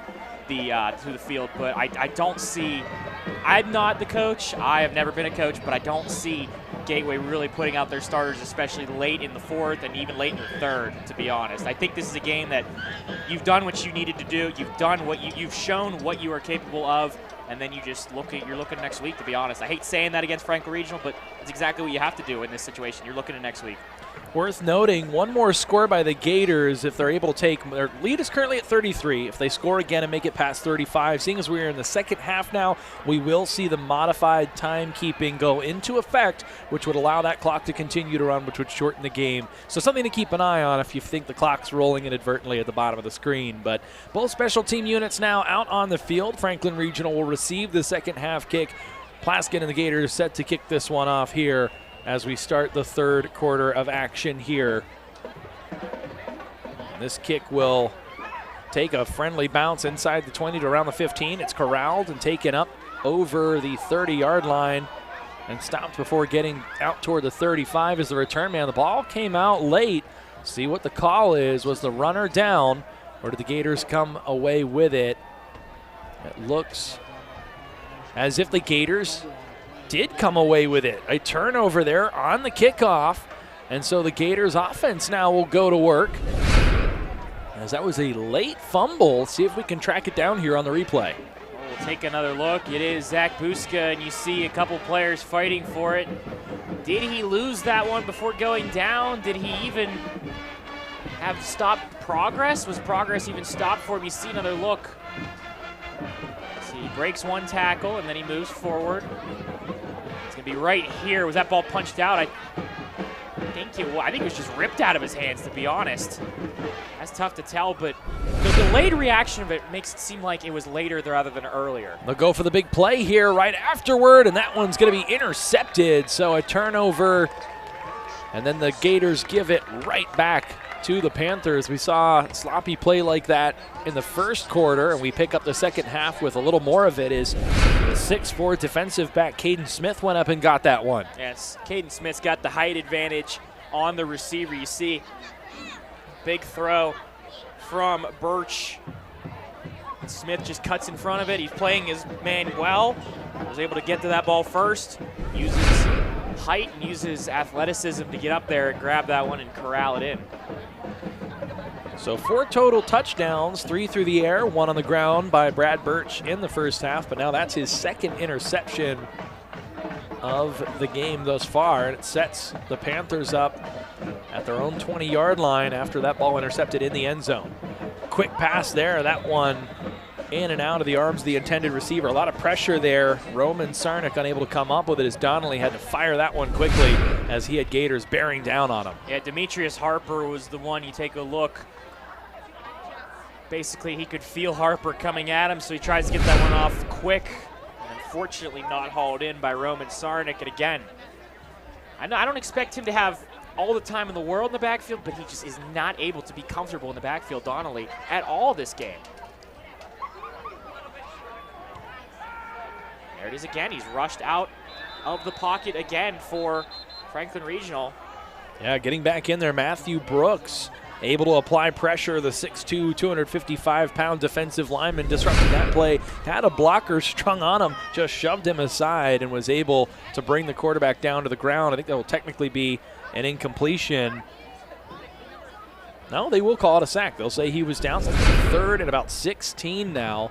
And the Panthers will be at their own 16-yard line. I know they don't have replay, but I think based on that look, I think that was an incomplete pass instead of him being taken down. I think he got it out before his knee hit the ground, so tough break for Franklin Regional. Again, third and you're looking at now 16. You expect, I think what Franklin Regional is going to go with here is either a screen pass. I think they can't throw the ball far, so they're going to try and get guys upfield, try and block him, and we'll see how Gateway will respond with that. They'll operate out of the gun. Third and long. Donnelly steps up, gets away from one. Hunter Dow unable to bring him down. Now Harper, Brooks, and Aiden Smith get back to him as he gets to around the original line to gain, so make it a gain of about 6 yards. But once again, the punt unit will come on for the Panthers. So crisis averted after the interception thrown by Birch, and the Gators should get the ball back again with decent field position. And you see Donnelly forced to scramble here, and I think he should have broken this one outside. Watch him cut back again right there. I think he's got to try and see if he can get to the edge before number 11, Demetrius Harper, can get to him, because cutting back in, there's a couple of Gators right there for him. He had a little bit of open field near the Gateway Gators sideline, but still, I mean, he was really escaping and just trying to get as many yards as he can to give his punt unit some more room. So the first 2 minutes off the clock here, a couple drives, and a couple turnovers. This ball will bounce over the head of Brett Birch, and now he'll pick it up at his own 40-yard line. He'll get over the 45 and close to midfield, for he's brought down by a group of Panther defenders. And so the Gators will go to work with excellent field position once again, and we'll see if Birch and company can right the ship after the interception into the end zone on the first play of the last drive. And I think that was more of a Hail Mary ball, just kind of seeing the one-on-one coverage, see what your receiver can do on that last interception. I think Franklin Regional, we'll see again, still have Birch out there. He looks like he's going to line up under center, or line up as the quarterback for this drive as well. But we'll see exactly what Gateway will do. Again, question is, do they go more conservative on their offense, or do they still just try and throw the ball down the field, hope for the best, as we have a penalty. Looks like a penalty, yeah, on Gateway. Not exactly sure what the call was there, but it will march the Gators back 15 yards, and so instead of starting at the 48-yard line, they will start at the 33. So they'll have a bit longer of a field to go, 67 yards to pay dirt. They'll trot the offense out. Starters remain in with 9:37 here in the third quarter. Gators leading 42-9. Ball on the right hash. Gators going right to left across your screen, and they'll go to work. Birch with a quick pass out of the backfield. He airmailed that one, and Reynolds gets walloped over toward the sidelines. A big hit there is Garrett Deller, who is making his first appearance. He played in the first game of the season, sustained an injury. He was someone that was looked at as a leader and a talented player for the Panthers, and unfortunately missed a lot of time. You see him there making a big hit there on Reynolds, the intended pass catcher. And good to see Deller coming back again, the senior for Franklin Regional.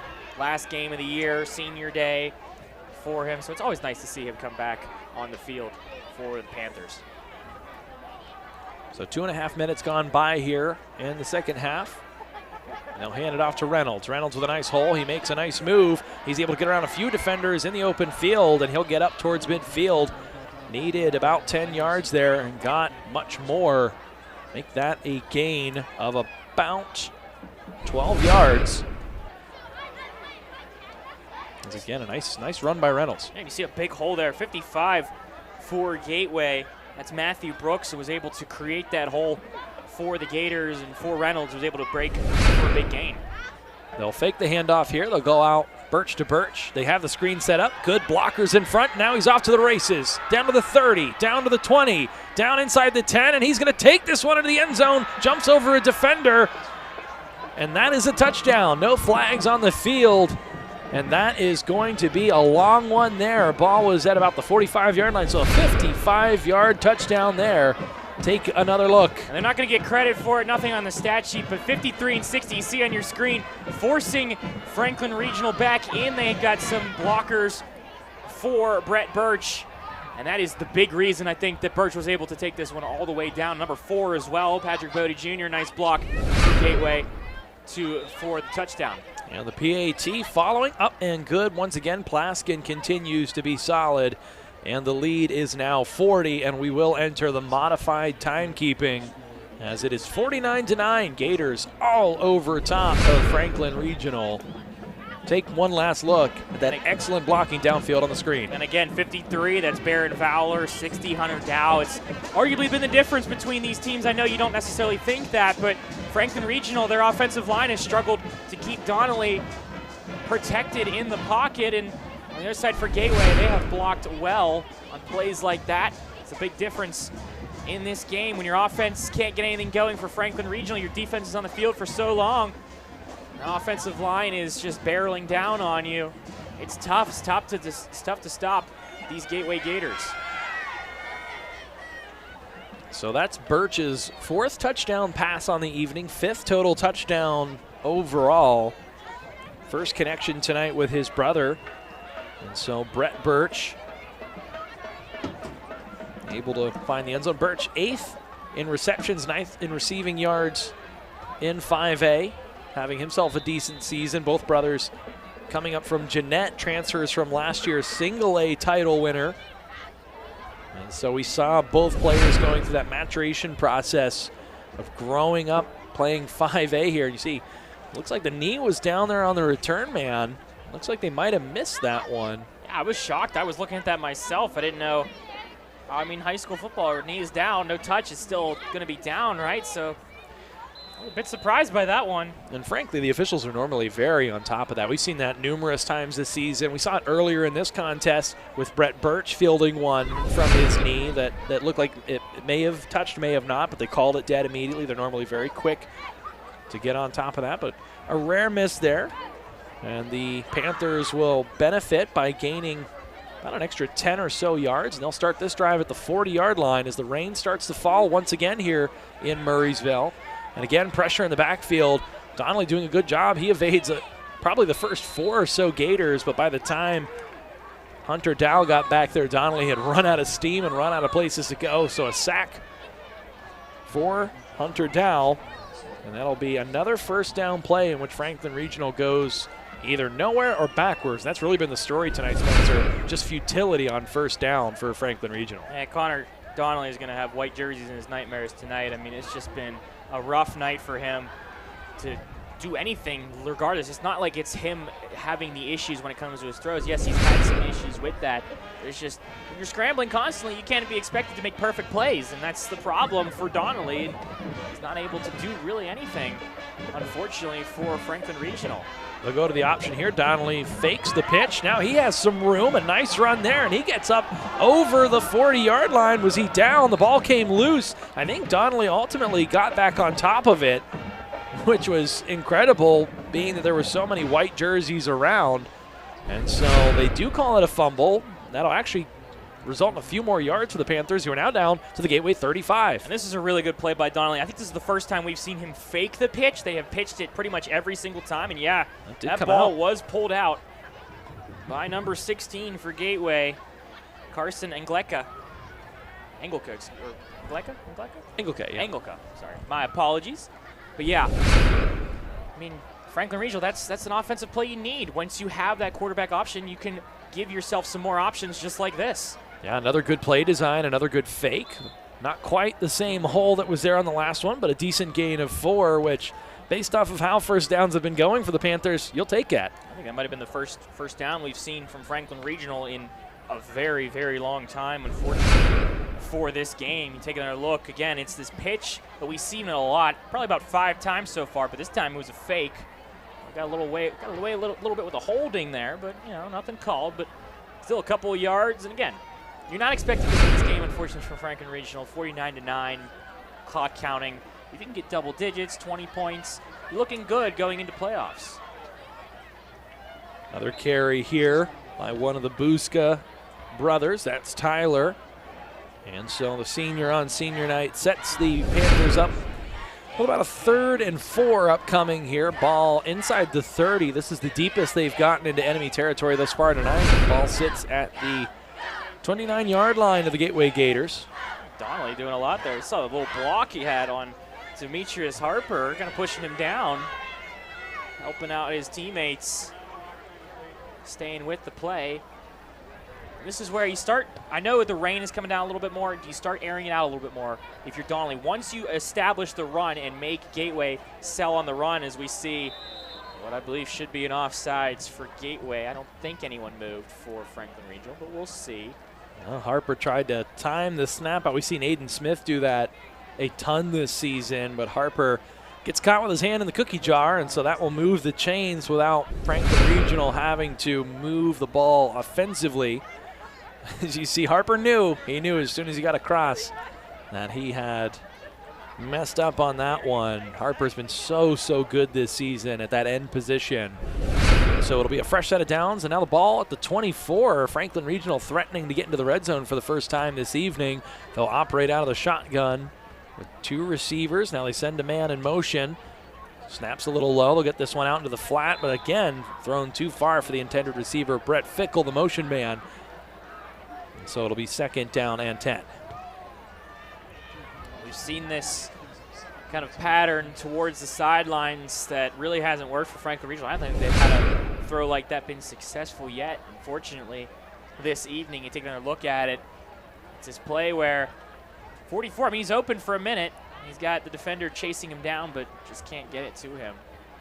it's only going to get you a couple of yards. But again, it's moving the ball forward. And I think that's what Frank Richel wants to do, is you see rain starting to pick up a little bit more here in Murraysville, Pennsylvania. So 2nd down and 10 upcoming. Look like a little bit of movement there, and there is a flag that comes in. Likely a penalty upcoming against the offense. And we'll see what the call is.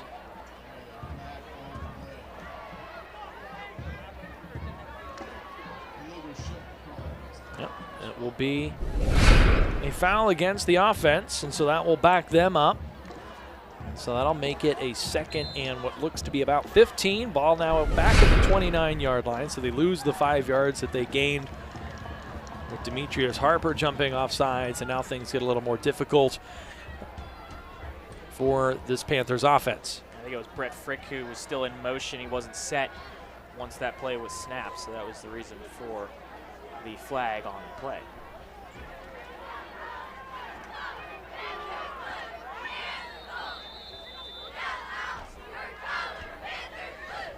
Timeout by the offense. They want to take some time to think this one over, so the clock will stop with 2 minutes and 40 seconds left here in the 3rd quarter. Gateway up by 40. So we are into the modified timekeeping. The Gators, after surrendering a safety in the game being 7-2, have now outscored Franklin Regional from that 1st quarter on 42-7. It's been all Gators other than a 93-yard kick return by Zach Buska. As we talked about, 4 passing touchdowns, 1 on the ground for Brad Birch. As we take a look at the Big East standings, Penn Trafford taking care of Latrobe tonight, so they will likely wrap up the conference title tonight.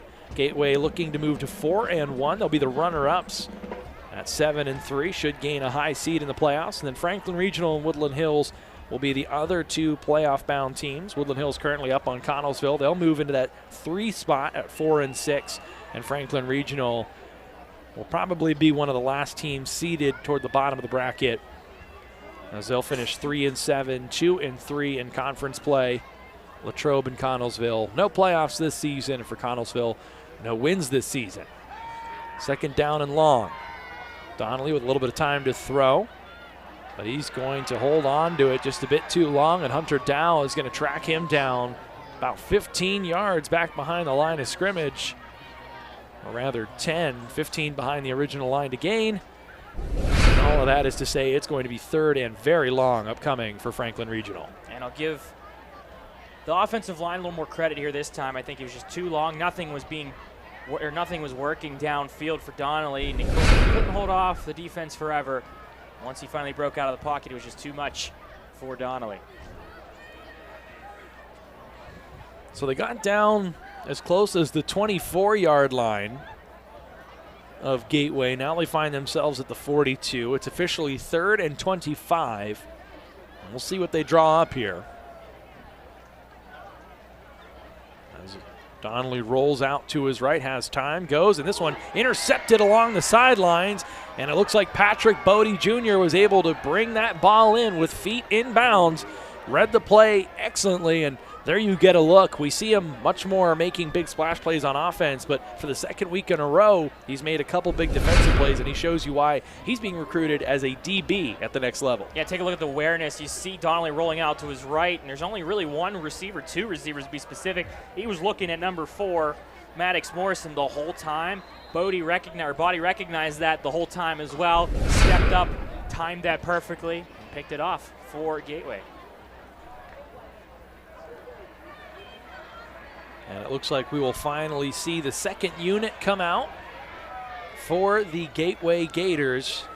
And so now stepping in behind center is Elcedro Bryant, the 5'11 freshman. He'll hand this off to Jameer Harbor. Harbor, a starter on defense. He's the backup tailback. He'll gain about 6 yards there on 1st down.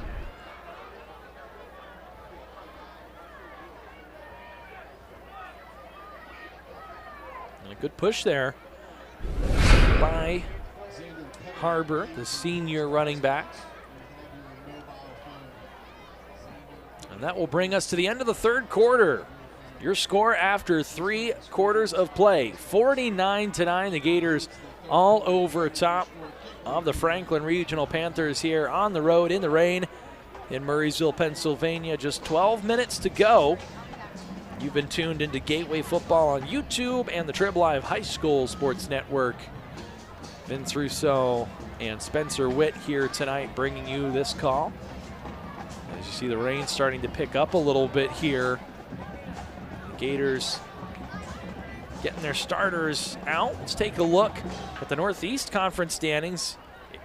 All 3 of these teams at the top winning tonight, so it's going to be real interesting to see how they're seeded, who ultimately ends up as the conference champion. I tell you, I do not envy the selection committee trying to seed things out this year with so many teams. You look, 3 losses, 4 losses. Then you got Kiski at 6-3. They didn't have the toughest non-conference schedule in the world. They're not making it moving forward.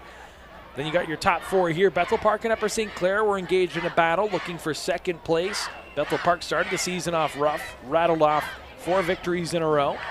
But Moon, they are looking the part. They're up 32-10 on West Allegheny, and it looks like they will take an undefeated record into the playoffs. There, Jameer Harbor down the sidelines. Can he get the edge all the way to the end zone? He does! A 60-yard touchdown run. Jameer Harbor got the edge. He turned on the Jets, and no one was able to take the right angle to get to him. And so he takes that one coast to coast for 6. The senior running back into the end zone. Yeah, good to see from Harbor, the senior running back. Like I said, Mounts bouncing outside, breaking a tackle. Got a good block for him as well. And then he's off to the races down that sideline. Nobody able to catch Jameer Harbor. Another score for Gateway, and they are just piling it on here against the Panthers. Second consecutive week that the Gators have scored 55 points. Plaskin will try and outdo himself from last week. He is now 8 for 8, kicking the ball for PATs. So last week it was a 55-0 decision over Connellsville. This week now up 56-9. And my goodness, even the second unit able to just carve up Franklin Regional's defense. Take another look at that long touchdown run.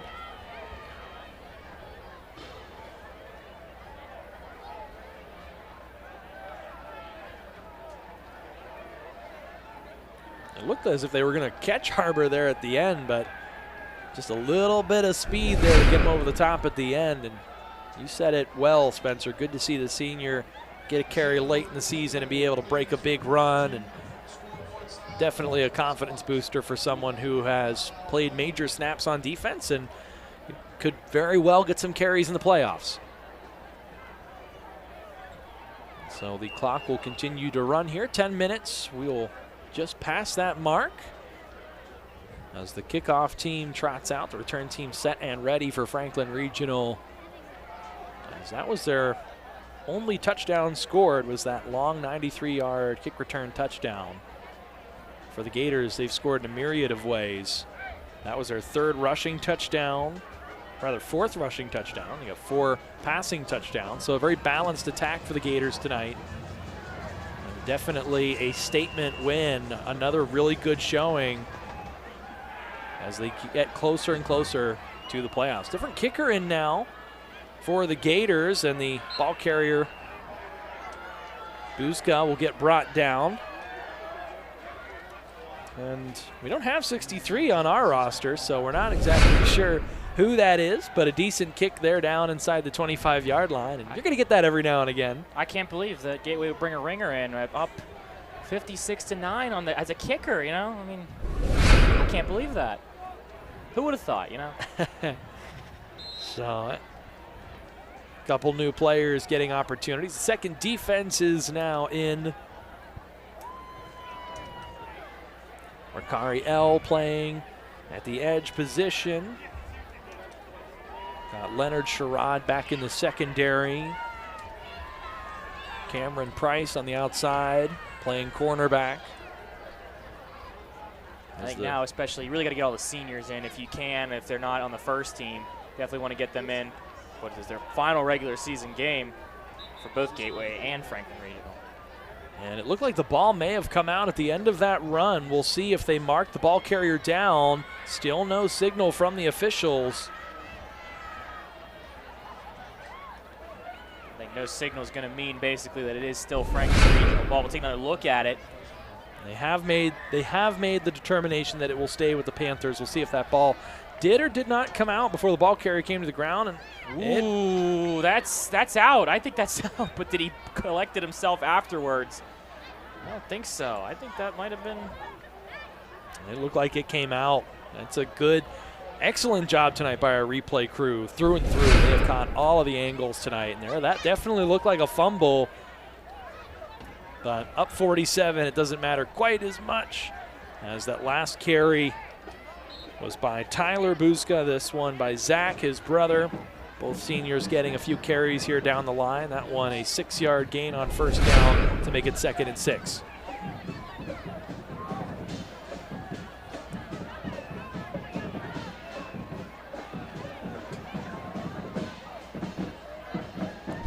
Rain has thinned the crowd out a little bit. A lot of umbrellas have come out. The Gateway band still playing with fervor as we are close to the halfway mark here of our 4th quarter. Gateway inching closer to that all-important 7th win of the season.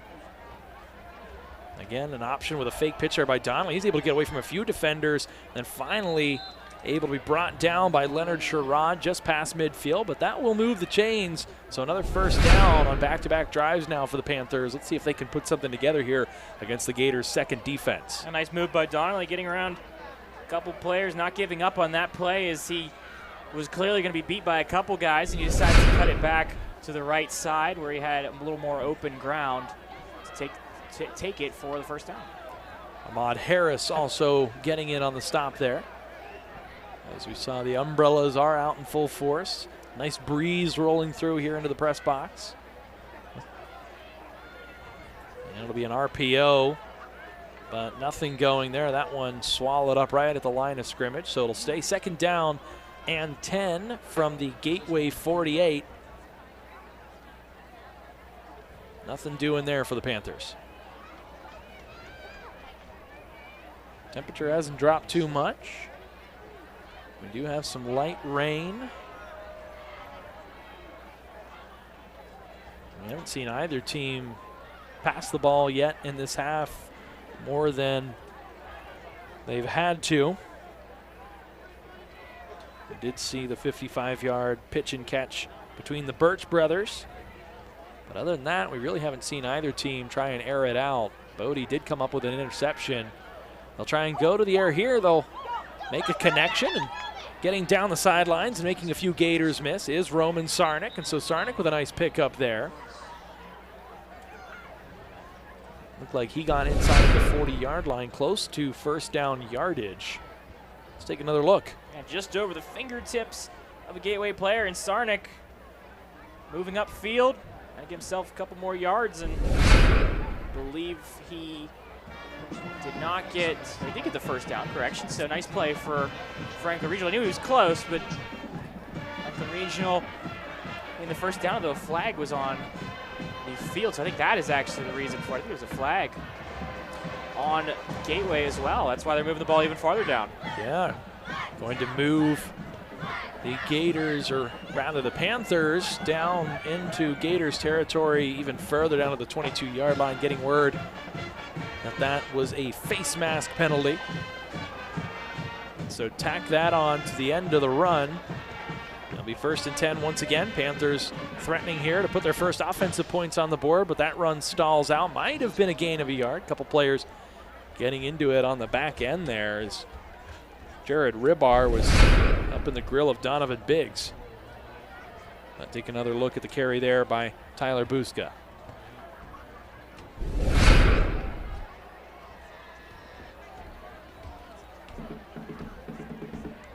So a little over 3.5 minutes left. Time dwindling down here with the modified timekeeping schedule, and we won't have to wait terribly long to figure out where these two teams will play next. They will both qualify for the playoffs. We'll find out tomorrow night. Playoff pairings. This carry by Donnelly is going to be halted in the backfield. No gain there. That'll bring up a 3rd and long situation. again, give credit to this Gateway defense. I mean, they are all over Donnelly and his crew. You take a look, got 2 guys there, 3 guys, see 28, 62, 10 also there, 40 for Gateway. I could keep rattling off numbers of players. As you got 4 or 5 guys tackling these guys near the line of scrimmage or behind the line of scrimmage, seems almost every play. Jordan Tyree, Amari Haynes, a few guys involved on the tackle there. And so 3rd and 9, ball at the 21-yard line. Donnelly will roll out, scan his options. No one open. He's going to try and pull this one down and run. And he is brought down hard at about the 20-yard line. An excellent tackle there. Coming up to make the stop, it's Jordan Tyree. Take another look. Take a look at take a look at the left side of your screen. Donnelly, I thought he had a receiver about 15 yards down the field, closer towards the sideline, but not able to get it to him, and instead was tucked the ball and did not get much out of it. So the Panthers figure they might as well go for it here. Down 47, inside 2 minutes left to play here in the 4th quarter. It'll be 4th and 7. They'll pitch it out. Now it's going to be a trick play. No one open downfield. They'll throw it into the end zone. A little bit of contact there, but both players going for the ball. That one will be tipped away. Cameron Price, the 5'9" sophomore defensive back, coming up to make the play. So it'll be an incomplete pass after the pitch, and then pass by Tyler Buska doesn't pay off. Yeah, and you see Price staying with this play, staying with his receiver, and that kind of forced Buska to just throw it down there and hope for the best. And that was the reason that it was broken up by Gateway, was Price all over that one for the Gators. Looked like they were trying to get that one to Jared Rybar. That one will be incomplete. And so this clock will continue to wind down, under a minute left to play. The Gators will trot out the offense. We'll likely see maybe 1-2 offensive snaps, and that will do it for us here. Murraysville, a complete performance once again by the Gators, as they have now put together 3 of those in consecutive weeks after the loss at Penn Trafford. A quick kneel down there by the freshman quarterback, Nelson Bryant, able to put the punctuation mark on the end of this one, as I don't think we'll see another play here. Both teams head to the sidelines. We'll get the handshake line, and more importantly, we will start to turn our attention to the 2021 5A playoffs. Spencer, what were some of your thoughts out of those last 3 quarters from the Gators? Certainly struggled to get out of the gate, but, you know, looking at those last 3 quarters, how do you feel about this Gator squad going into the postseason? Well, if you're the team that's facing Gateway and you're looking back at the film, I would not want to watch that film especially. I mean, Gateway looked good all across the board, offensively, defensively. Even the special teams cleaned themselves up in those last couple of quarters, and I don't want to say they're the team to beat in the 5A. I don't think that would be a stretch. I don't think that would be necessarily the team, but they're definitely up there, one of the top couple of teams, and they looked good tonight against a Franklin Regional team that not necessarily bad when it comes to their lack of ability. It's just the fact that Gateway was doing everything right and Franklin Regional could not do anything. Yeah, you would have to think Moon likely finishing its season 10-0. They were up big on West Allegheny, and so now we will see the seedings tomorrow. How do you feel confidence-wise in Gateway being one of the top 4 teams and receiving a bye for the playoffs? Pretty confident. I think that this is a much-needed break for Gateway especially. It's nice for them to be able to get themselves a little bit of rest, relax, have these 2 teams, whoever they're playing, fight each other out to see who they will be able to face, or should say, who they will be able to face against. For Gateway, it looks good. I mean, everything looks good. This looks like a team that could make a very good run in this WPIAL playoff, but we talked about it before, 5A, who knows what's going to happen in these playoffs. You got 12 teams going in. Anything can happen. Well, they're led by a really strong defense. 9 points allowed, all on special teams, no points surrendered defensively. You'd have to think going into the playoffs that having that foundation of an incredibly strong defense that allows just over 13 points a game is something that's going to keep you in every game moving forward. I definitely agree with that. I think that, you know, offense wins games, defense wins championships, and this could be a defense that well, maybe they could win a little bit of a championship here for Gateway. You never know, but if you're an offensive team facing Gateway, you got to start thinking of different plays. You got to start thinking really hard to really try and get around this, especially the front line when it comes to the offense. And that secondary is not letting any receivers get open. Absolutely. Patrick Body with another 2 interceptions tonight. Some big plays offensively as well. You saw Brad Birch against Penn Hills. We saw him throw 3 interceptions to the same player. Look a little immature growing into the 5A game. Now you get to see him at the end of the season. What are your thoughts on him leading this offense into the postseason against other 5A defenses? If I am Gateway, I'm confident with Birch. He's looked very good, especially these last couple of games. It's the development that I think we've seen from Birch, a sophomore, a young quarterback. Now again, going into playoffs, he has won a state or a WPIAL championship, I believe 1A for Jeanette. So he has the ability to go deep into a playoff format, but again, it's a bigger conference, a bigger section, I should say, the 5A. So we'll see how the pressure gets to him. We'll see how the pressure gets to Gateway overall, and we'll see how they respond to it. That we will. The Gators playoff bound for the 19th time in 20 seasons, looking for their 6th consecutive semifinal appearance. We will find out more about what their road looks like tomorrow night when the brackets are unveiled. And then stay tuned to the Gateway Football Broadcast Facebook page so you can find out when and where the next broadcast will be. But for tonight, our entire talented crew making everything happen tonight. There's so much hard work that goes into it behind the scenes. So a huge shout out to everyone that is such a big part of this. But for Spencer Witt, my broadcast partner, I'm Vince Russo. We will sign off for tonight. Thank you so much for tuning in to Gateway Football here on YouTube and the Trib Live High School Sports Network. We'll see you all for the playoffs in 1 or 2 weeks. We'll find out. See you then.